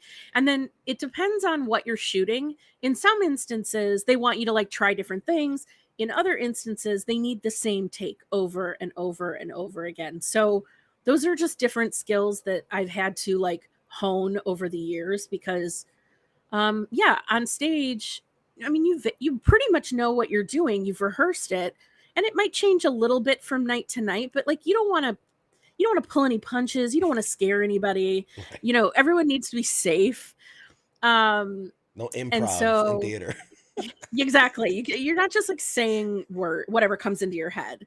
Right. But then on TV, sometimes they're cool with that, you know? Right. So it kind of depends. And I would say reading the room is a big part of that. Like knowing, are we like running way over time and time is money and I'm wasting money by like screwing around and improvising? Or are we at a place where like, you know, the line that's on the page is funny, but there might be something funnier. Yeah. So go ahead and improvise and let's see what you've got. We got the one take. We got it good. That's right. Now we can play. Now you can do what you want. And I've heard, again, as a viewer, you know, people talk about how with theater, it's about projecting, right? It's about, you want to be loud, and then, but because you got the boom mic right there, you can be very quiet and very still and very nuanced in the performances. Well, as you noticed when I first logged on, I'm still very loud. So he's being too polite to tell you that he had to turn me down. Which, by the way, I am used to that. I'm used to people being like, oh, she's loud. Okay. But yeah, it's because that's my training. That's where I come from. So yeah, I try not to worry too much about it because I think that could just like hinder a performance if I'm so busy worrying about the logistics of it. But you do have to worry about it. That's part of it. For sure. Yeah. Excuse me. Getting over a cold. So you've played Justine on Superstore, like we mentioned, Sally and Hot in Cleveland. I'm curious when you're getting the sides or however the audition process was, and you're trying to feel this out. Like, what are you looking at, right? What are the keys that you're taking that you're going, okay, I'm going to use this, and this is going to be my take on this character? Yeah. So that's also a great question, because I think what people maybe don't know is that, like in the case of Justine, that was a one-line role. So the side was a portion of a scene. I didn't even get to see the whole scene. I got one page, and it was like start here, end here, just a very small portion. And it was one line in an episode. The first episode I'm in on Superstore is called the Olympics episode. And it's technically episode 0 of season 2. And so it's before episode 1. Actually, it technically in the timeline takes place somewhere during season 1. But yeah, so I had very little to work with. And I kind of just went in and was like kind of myself. I think sometimes when you have so little like that, the best thing you can bring to the table is yourself, because literally there's nobody like me. There's nobody like you in the world. So that's the best I have to offer. And in that case, they went for it. So And then it did say on the original audition that it was possibly a recurring role. But even after the first day, I thought, I don't think I was able to do enough to show what I'm capable of. I didn't feel like I had enough opportunity. So I kind of wrote it off. I thought that might be it for that one. And I just got lucky. If anyone is considering this career, you really have to take into account how much of it is luck. And I show up a lot of, and you know what? I was just telling somebody this today. It's not so much rejection because they never say no. They just never call you back. Gotcha. So it's like being ignored. It's ghosting. You're getting It's ghosted a lot. it's getting ghosted Gotcha. regularly. Okay. Yeah. There's got to be a word, like rejection without the actual rejection. There's got to, Yeah. other than ghosting. It's like you just pour this like heart and soul into this like piece of art and you throw it out into the world and nothing happens. Into the void, and there's not even an echo. Nothing comes back. Not a thing. And kudos to you for taking something that was, like you said, a line on a side, and then I think you ended up with like 72 episodes under your belt for Superstore. That's incredible. That's an incredible accomplishment. And honestly, when I really did, I was a fan of the show while I was one of the people watching while it was on TV. And I think the pandemic played such a role in just the turmoil, and like I feel like it's not fair because I really do feel like the show didn't get its fair shake. And I think the pandemic had a lot to do with that, and just kind of throwing everything, there was other things happening apparently other than TV at the time. I don't know, other things. But I do think it was such a creative force. It was, I like to say like this generation's like The Office or Friends, in that, it's this, I don't know, it's this ensemble cast where everybody had such a meaty chunk to play with. Like everybody, like it's such well-developed characters, right? You know who the crazy ones were, the wild ones, the straight man, the solid guy, and all these things. Your character, Justine, was something else. She's entirely such a wild card because you never knew what was going to come out of her mouth. You never knew if it was going to come off as this very normal sentence or just something where you have to like, wait, what? And I'm curious, early on, she seemed much more of that kind of, like just the wild card, right? That wild card that was going to say this weird thing and everybody's like, what? And then as the seasons progressed, she became more and more of a fully fledged character. Yeah. How much of that were you able to participate in? How much of that was just, the writing, loved what you did? I'm curious how that character evolved and what your role in that was. I am so glad you asked, because I think this is one of the coolest stories. So the early on, there are episodes where I kind of just show up in the break room. And again, like you said, I just say something crazy and everyone kind of goes like, what? Okay, moving on. And in break room scenes particularly, they are so fun because all the actors are on set at the same time. And so there's a lot of improvising that happens. And usually when we had a break room scene, it took an entire day to shoot the scene just because there's so many angles and they have to turn the whole thing around, and so many people that need coverage. And so there was a lot of improvising. So much of Justine exists because of things that were improvised. Like, there's a part about Justine inviting people to her own intervention, and Lauren Ash was just like, Justine, stop it. No one thinks you're a drunk. And like, that's how Justine being a fake drunk started. Same with her, just like in general being like, oh my God, I'm so wild and crazy. And everyone's like, no, you're not. That's kind of where it started. So it all started in these like improvisational moments. And then, this is a great time to call out that like we had such phenomenal writers on this show. They like picked it up and ran with it. And I don't identify as a writer. I don't identify as an improviser. I identify as an actor. So when I'm given a line that is painfully hilarious, what I know how to do is deliver it. But those people who write those lines, they are geniuses. I always think about like reverse cowgirl, which is something that people like yell at me all the time if they recognize me or are It's from the commenting show. on something It's from online. the show. Let's It's just make that from the clear. show. It's Yeah. from the show. Yeah. Yes. And like, or like just any random line that I say, Yeah. people will just say it. They're like, oh my God, this is my favorite line. And I think those writers, they were just writing these little gems for me to say, I got so lucky. And So no, please yeah, finish. I'm not trying to 50-50. interrupt you. No, I mean, it's just like 50-50, right? Like the actors are doing their part, the writers are doing their part. Let's call the writers more like 85%. But like, you know, and then I just show up, I get this like brilliant random line to just say in the middle of a scene. And I think it's going to be good. It's going to go down as one of the best jobs I'll ever have.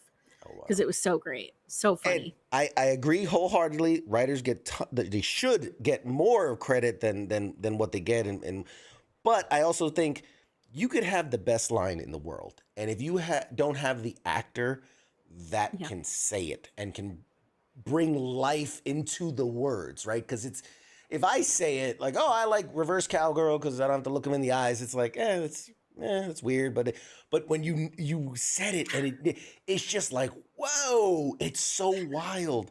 It's so wild. And there were some scenes like I can remember, like you were trying to park a car, and you're just having the damnedest of a time. At one point, you're eating a cupcake and telling people to go around.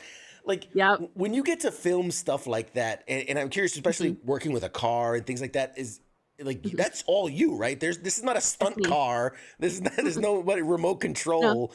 No. How difficult was something like that? Oh, I'm proud to say that I'm good at like 3 things. I'm good at acting, I'm good at typing, and I'm good at parallel parking. And they parked the 2 cars purposely like very close together so that I would have a hard time. I dropped that baby in the first time, like no problem. They kept moving the cars closer and closer. So finally it got to a point where I could no longer, like literally the car does not fit. I honestly, that was one of the hardest scenes for me to shoot. I'm a very good driver. So I'm trying to also, it's, hard to get out of the mindset of like, you can do whatever you want with this car. You can hit the car behind you. You can hit the curb. You can go up on the curb. You can do whatever you want. And I'm like going, just tapping off the brake just a little bit, like easing off the brake. And meanwhile, they're like, gun it. Like you can do whatever you want. So honestly, it was a little bit hard, but I knew even when we were shooting it that it was going to be so funny. Victor Nelly, who is one of our most consistent directors on Superstore, he directed that episode, and he just was like, he was letting me kind of just go crazy and do whatever I wanted, and then he would just yell from the camera, "Do it again and say this. Do it again and say this." And it was a night shoot, so. It was like middle of the night. It was just, that one was a blast. I knew when we were shooting it that it was going to be so funny, and it turned out great. Again, I'm upset. I'm upset for you because I'm like, man, I feel like the show should have lasted longer and it should have should have been more to it. More people should have watched. Whatever, it is what it is. Yeah, that's it. That's the business, right? When you're getting more and more involved. I assume, and this is just me from an outside perspective, I watch certain shows and I go, they look like they're having fun. There's certain shows you watch where you're like, even if the loving couple in the show and you're like, those people, you could tell they don't like each other. They just don't like you. But you guys really look like you were having so much fun on that show. Oh, it was so funny. I mean, like Lauren Ash and Mark McGinney. Mark McGinney is a comedic legend. And there were times where like maybe it would be like a long night or we weren't getting a scene that we needed, and he would just like start riffing, and I mean I was constantly laughing. And like for the first time in my life, like my Sunday scaries went away because I was so psyched to get to work. Like truly as I said, this is going to go down as one of the best jobs I've ever had. I laughed constantly. It was always funny. Even the crew, they were really funny.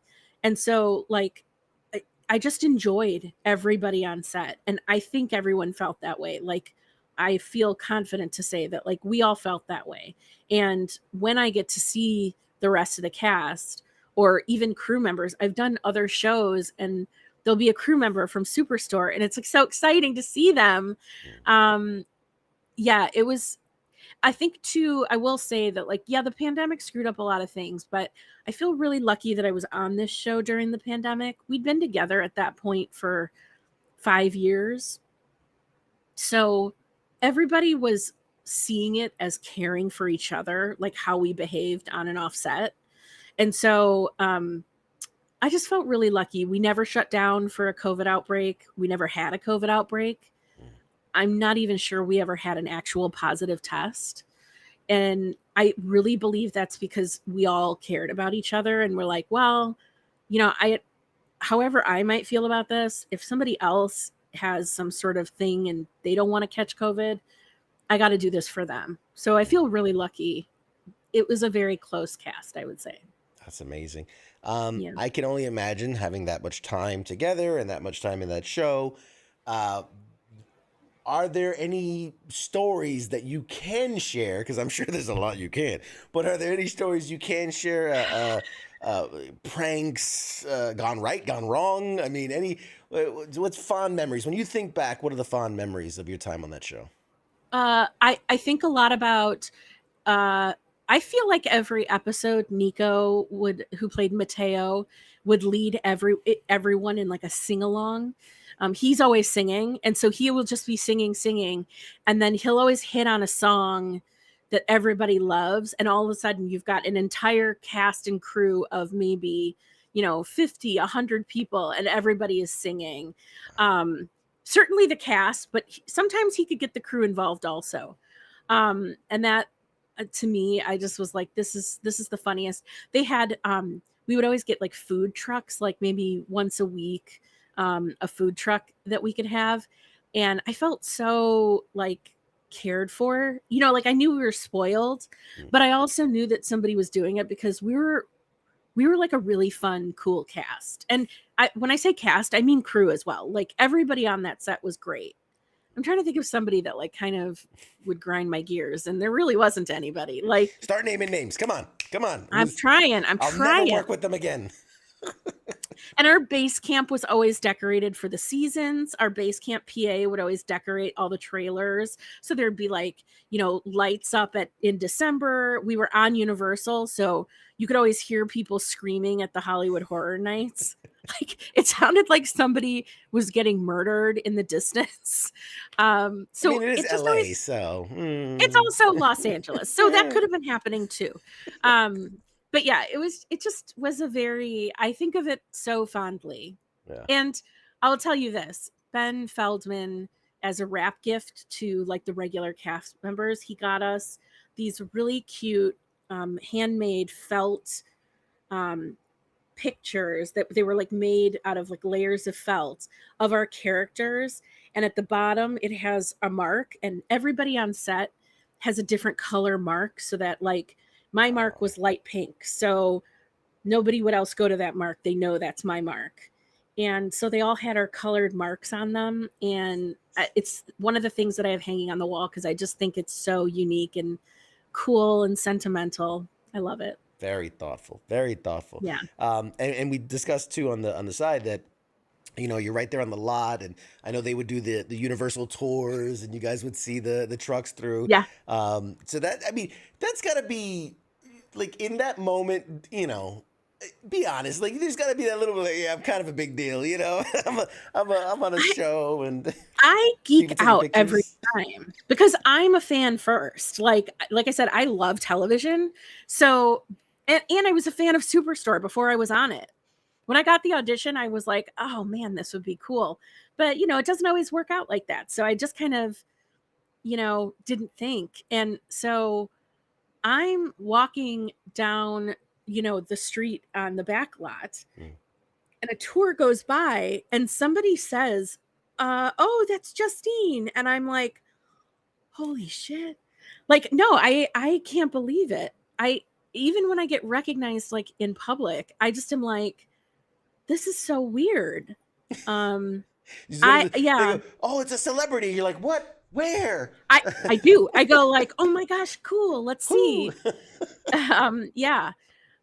So I think like people I'm with can get like, this is really fucking cool. I am more like, what? I oh yes, oh my god, thank you. It's so exciting. I mean, it must be nice. I don't get. Actually, I've been recognized, I think, once in my life, I but was gonna say, you know, I find that hard to believe. This is a fairly No, popular show. it is what it is. So and as much as we love Justine, and I could honestly talk about the character in Superstores, but you've done a lot of other things too, and between the movies, between the TV shows, the Mhm. theater, I mean, you have to portray a lot of different characters.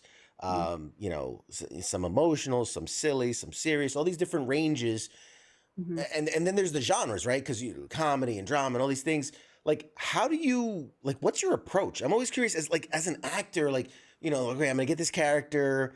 I know some things are very specific, right? They'll be like, hey, this is a very serious character, and we're gonna do this and this and this. Mhm. But Mhm. sometimes it's up to your interpretation. So how do you approach these different characters?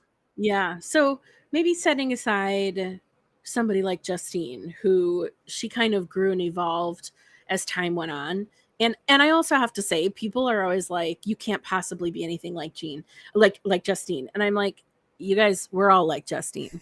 It's just we all hide it really well. Justine does not hide it. She's like an No awkward filter. dork. No No filter. filter. She Yeah. just like is out there being her awkward dorky self. And by the way, I admire that. Like, good for her. Setting her aside, I think I think I approach them the same, and I start with whatever information is in the script. So the script reveals a lot of information about who the character is. So I start there. I think of like, I only fill in blanks that need to be filled in. Otherwise, I depend on what the writer has written because you know, this the seed was their seed. And again, I don't identify as a writer. I don't identify as a director. I'm an actor. So when you give me a script, I'm going to use that script to inform choices that I make. That's how I approach it. And then comedy, I think, for me, because I am I'll say that my training in specifically comedy is limited. I think that I have a very both my father and my brother are disabled, and I just think when you go through like lifelong hardships, they're pretty severely disabled. I think what I learned is a very rock solid sense of humor. So for me, I don't think I approach anything in my life without a sense of humor. I think that's where my comedy comes from. Um, yeah, and also my family is completely hilarious. They are so funny. I'm nothing. I'm just like trying to keep up with them when I'm around them. That's awesome. I'm so glad you shared that. I really am because Yeah.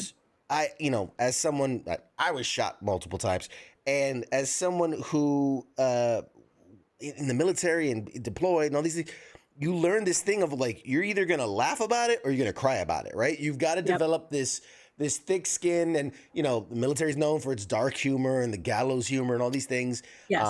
And like, on the side, I'll tell you some stories, but it's just I think people that have been through really traumatic things, like you said, and really tough things, appreciate just how silly sometimes it can all be, right? The seriousness of it, of the Mhm. moment, and like wow, life, you live, laugh, love, all the cliches, Sure. all the things. I mean, I think too, like it's not to belittle the seriousness of the situation, but like honestly, the seriousness of any situation does not have to be driven home. This is very clearly serious. So, and my mom literally says all the time, if you don't laugh about it, you're going to cry about it. And we do plenty of crying about it as well. You know, nobody's trying to pretend, we're not trying to like toxic positivity this to death, but we are just trying to get through it the best way we know how.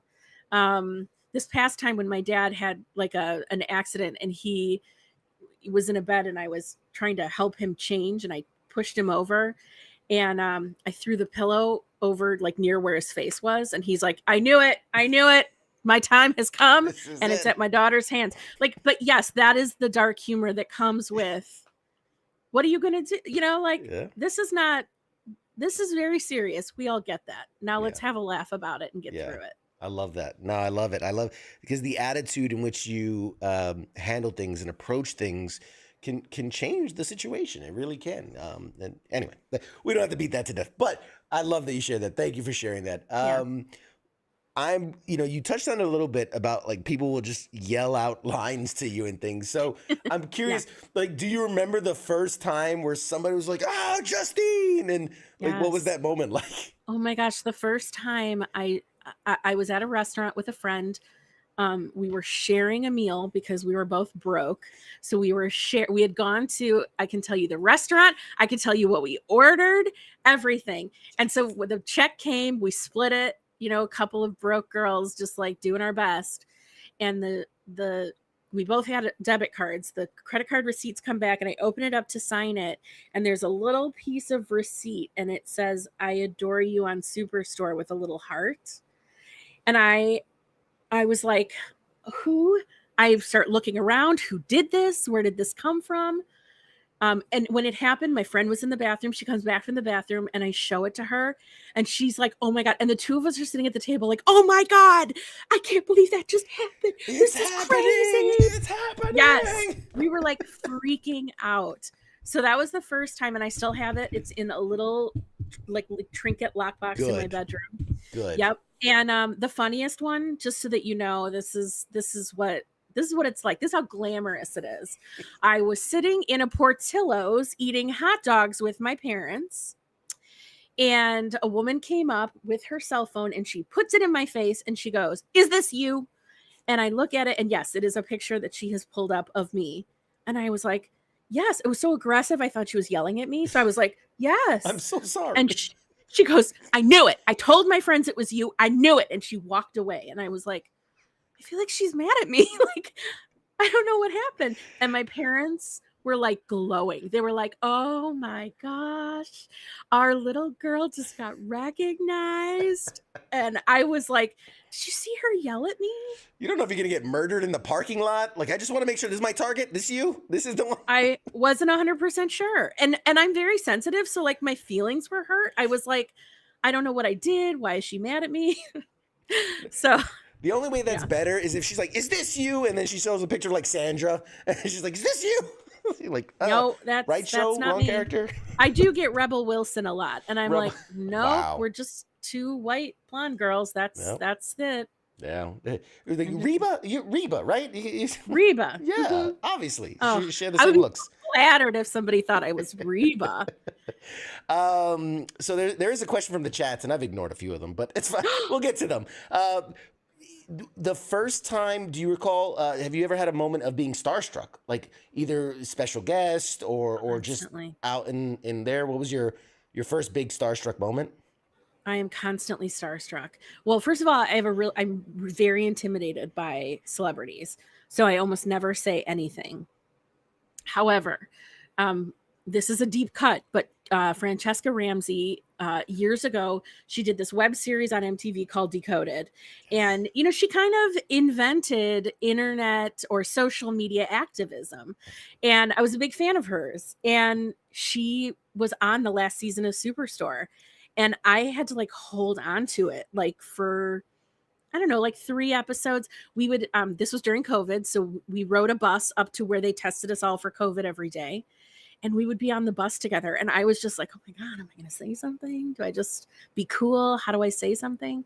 And finally I told her, and I just was honest that I was geeking out the whole time. And she was like, "Wow, I never would have known." And I was like, yes. So actor. Yeah, I try to keep it under wraps, and I tend to freak out about like super nerdy stuff. Like if it's somebody that I saw on an episode of like Law and Order SVU, I will lose my shit. I'll be so excited. You were a dead prostitute. You were That's the right. prostitute. Just yelling at them. Yep. Just go up to them with the phone. This is you, right? This is you. This is you. I know. I should. That's awesome. Yeah. What for you? Because we're running short on time too, man. This has been such a good conversation. Good. How do you, when you look at the legacy of Superstore, right? Like where it started, where it ended, the fact that I feel like it's gotten bigger over time, the streaming and things.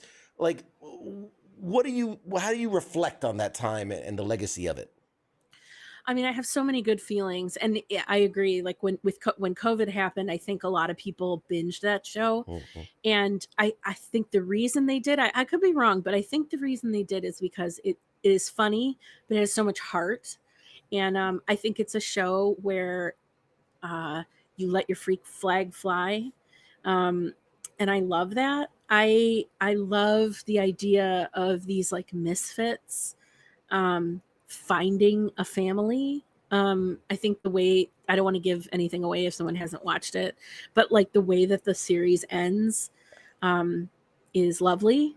And so I hope that the legacy is that it was a really solid comedy with a ton of heart. I hope you can go there and see yourself. I hope you go there and you feel welcome. Because that's how I think of it. Yeah. Absolutely. And it, I mean, it has a ton of replayability. It's, it's not one of these shows where you're like, oh man, it's so outdated.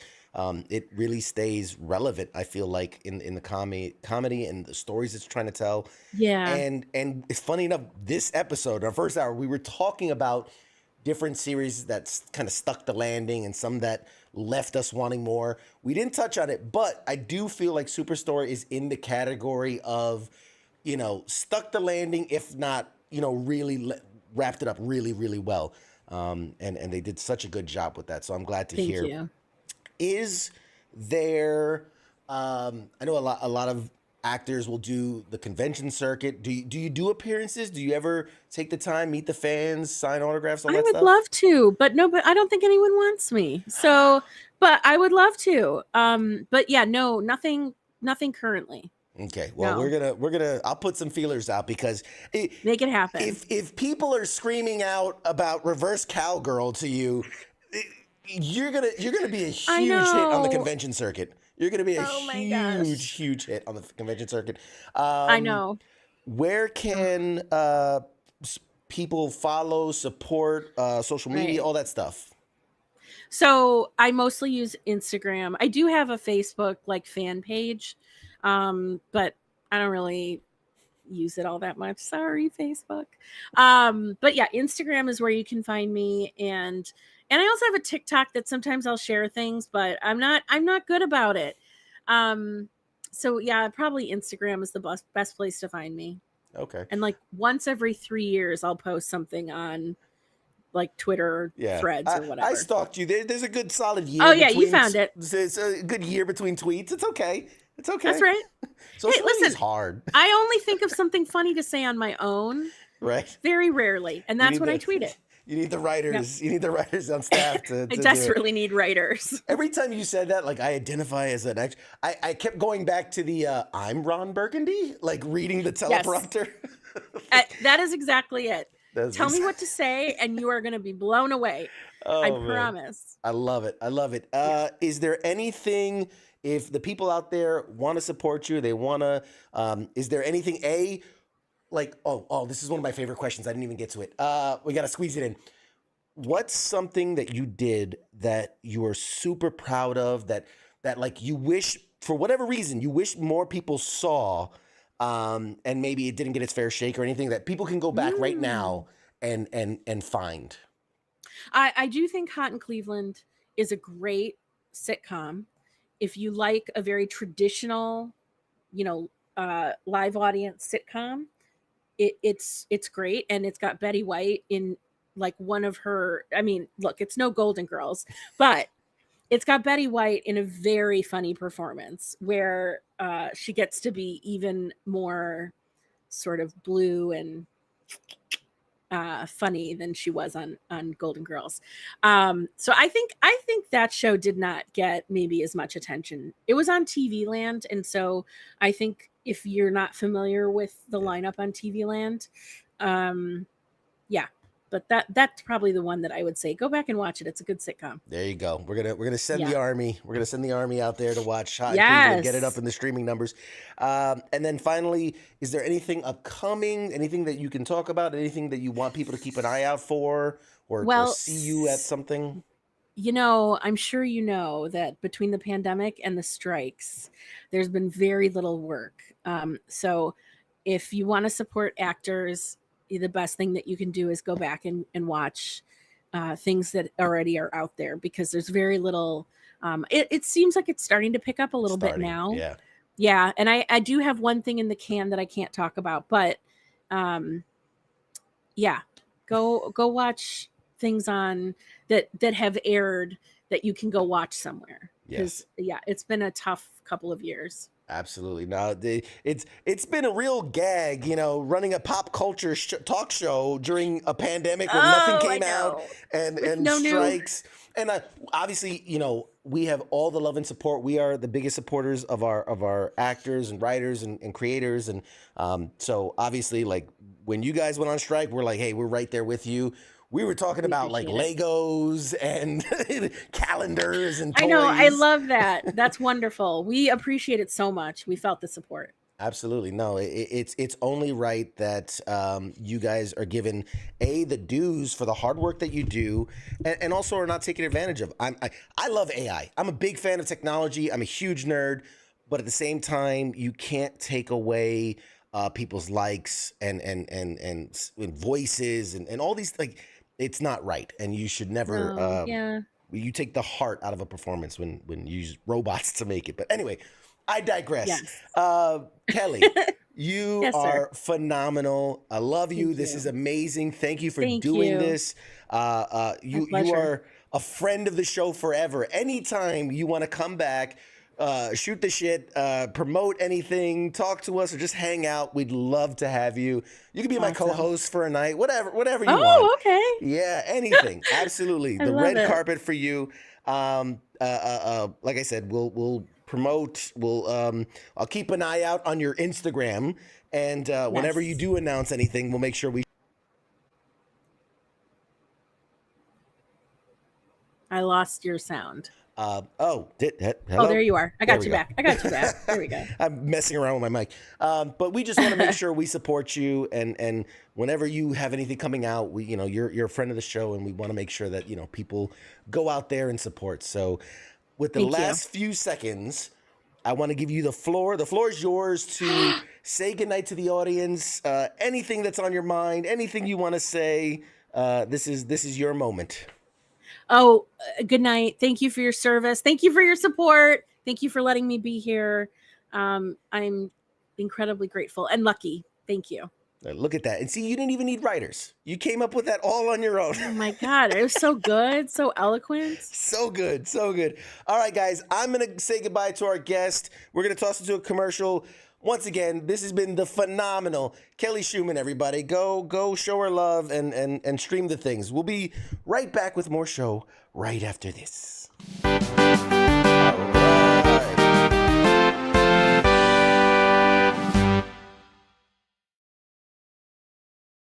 You're listening to the sounds of WTF Nation Radio.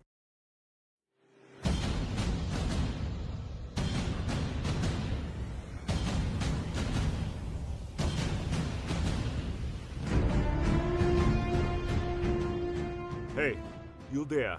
Yeah, it is right, you. Let me ask you something, right? Where the hell do you think that you're going? Oh, would you think because the show is going to commercial that means you get to just walk away? Well, CQ asked me to pass on the little message, alright? And it says, I'll be back.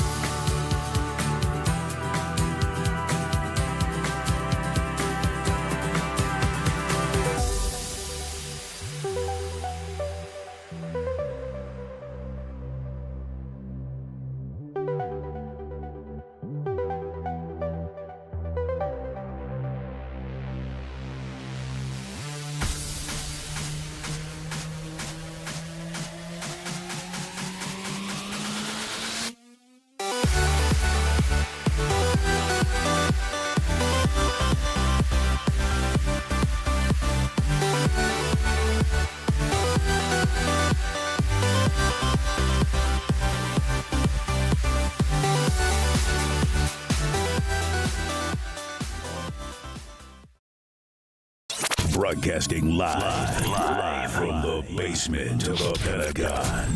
This is WTF Nation Radio.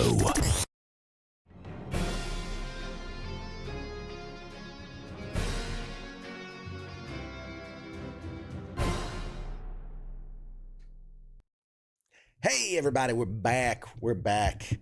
Ah, my goodness.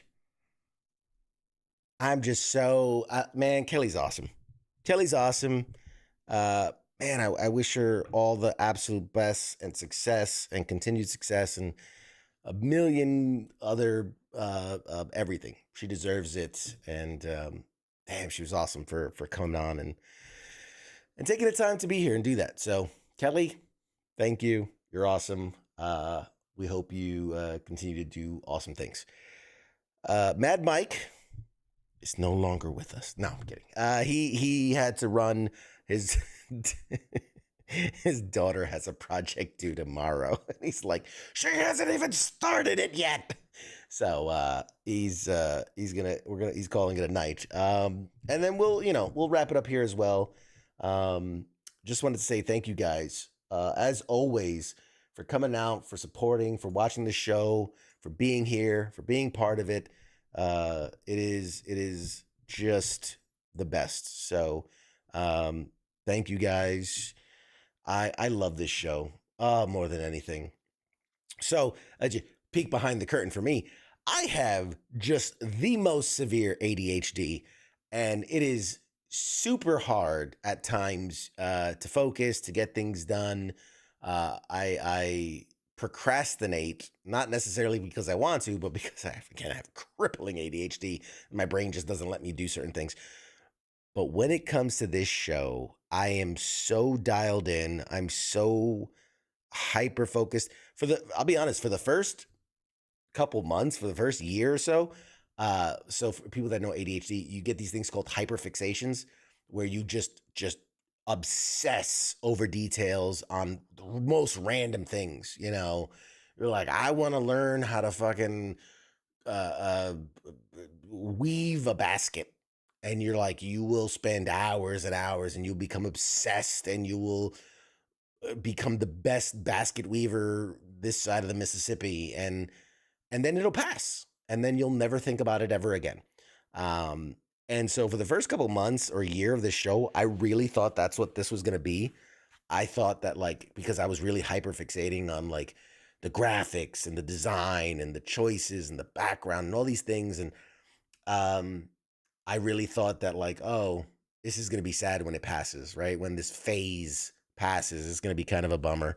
And happy to report, here we are, like, what, 5-6 years later, and I'm still just as fixated on this as ever. And it's great because it's actually a really good channel for my ADHD, because, like, the background, one week I'll be hyper fixated on that, and then another week I'll be hyper fixated on getting guests, and another week I'll be hyper fixated on the graphics, and it always stems back to the show. So this has been you guys, and the show has been a really great like a focal point for my ADHD and whatnot. But that's just me sharing way too much. So what else? What do we get? So next week, just putting it out there, next week, no show. Next week would be September 10th. And I will be at a benefit event in honor of September 11th.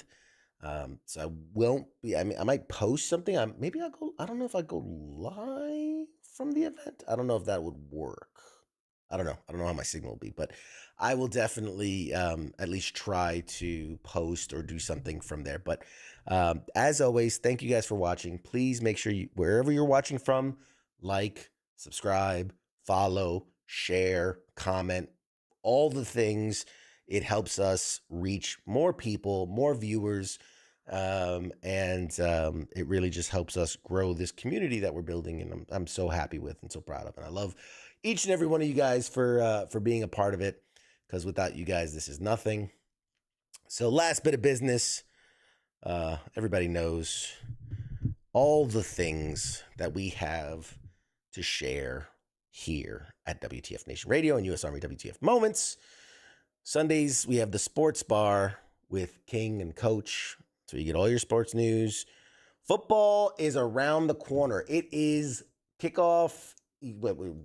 Not tomorrow, the next day. So we're like 48 hours removed from football being back. As much as I am a nerd, I am also a lover of the foosball. So I'm very much excited for this football season, even though my team's absolutely trash. But you know what? Being a fan means you love them no matter what. Monday edition with Ice and Massey. That's your news, commentary, and discussion of all the things that are happening around the world. Tuesdays right here with me and mostly Mad Mike, sometimes Angry Elf, or others, or special guests, and all of our celebrity friends. Tuesdays right here on Pop Culture Warrior. Wednesdays, The Smoke Pit with Radar and TZ. I believe he's off this week and next week, but then we'll be returning with a fierce passion of 1,000 dying stars. So he'll be back. I don't think next week. I think the following week. Thursdays, The Sergeant's Time with Ice and Spanky. That gives you all your military news. For all those people that are like, this is stupid. This has nothing to do with the military. Yeah, because it's Pop Culture Warrior. I'm the affiliation of the military. Other than that, it's just pop culture nonsense. Thursdays, that's where you go to get your military gossip and news and up-to-date moments of what's happening in and around the military. Every other Friday, we have FTX right here. Well, technically, right over there, actually. FTX is when a bunch of us guys get together and play board games, card games, dice games. Lots of fun had. Last Friday, we played Assassin's Creed Brotherhood of Venice, the board game. I'm thinking, so not this Friday, but the next Friday will be FTX. I'm thinking we'll do something a little more competitive. We've been doing a lot of co-op stuff lately, a lot of cooperative games. I think it's time to break out the competitive juices and get some people start being angry at each other. Break out some fist fights. That'd be fun. And then Saturdays, rounding out the week, we have weekend co-ops. That's with our guy Nemo. He is playing online games, things like WoW and all these other games that are cooperative, and talking about all the things, man. Talking about programs, talking about benefits, talking about mental health, and just playing some fun games and co-oping. And I've dropped in on a few. I've co-opted with him a few times, and probably will do so in the future as well. So keep an eye out for that. And that's all the things we have happening around here in WTF Nation, in U.S. Army WTF Moments. I want to thank you guys again for coming in and watching. Thanks, Mad Mike, for co-hosting as always. Thanks to our guest, Kelly Schumann, who came on. Like I said, no show. Actually, I won't say no show. I'll say I won't be here next Tuesday. Pop CQ won't have a show next Tuesday. That's what I'm going to say. Maybe we can work something out. It wouldn't be the first time that someone has done a Pop Culture Warrior stand-in. So maybe I have time to put something together. We'll see. We'll see. If the people want it, if the people want Pop Culture Warrior, even if CQ's not available, we will make Pop Culture Warrior happen. So you let us know if you want to see a Pop Culture Warrior next week with or without CQ. Well, definitely without CQ because CQ's going to be busy. But all right, guys. Thank you all for hanging out. Thank you all for chilling with us. And yeah, man, we'll see you guys next week. Or, damn it. We won't see you next week. I won't see you next week. Somebody might. I won't. I'll see you guys in 2 weeks. Shots.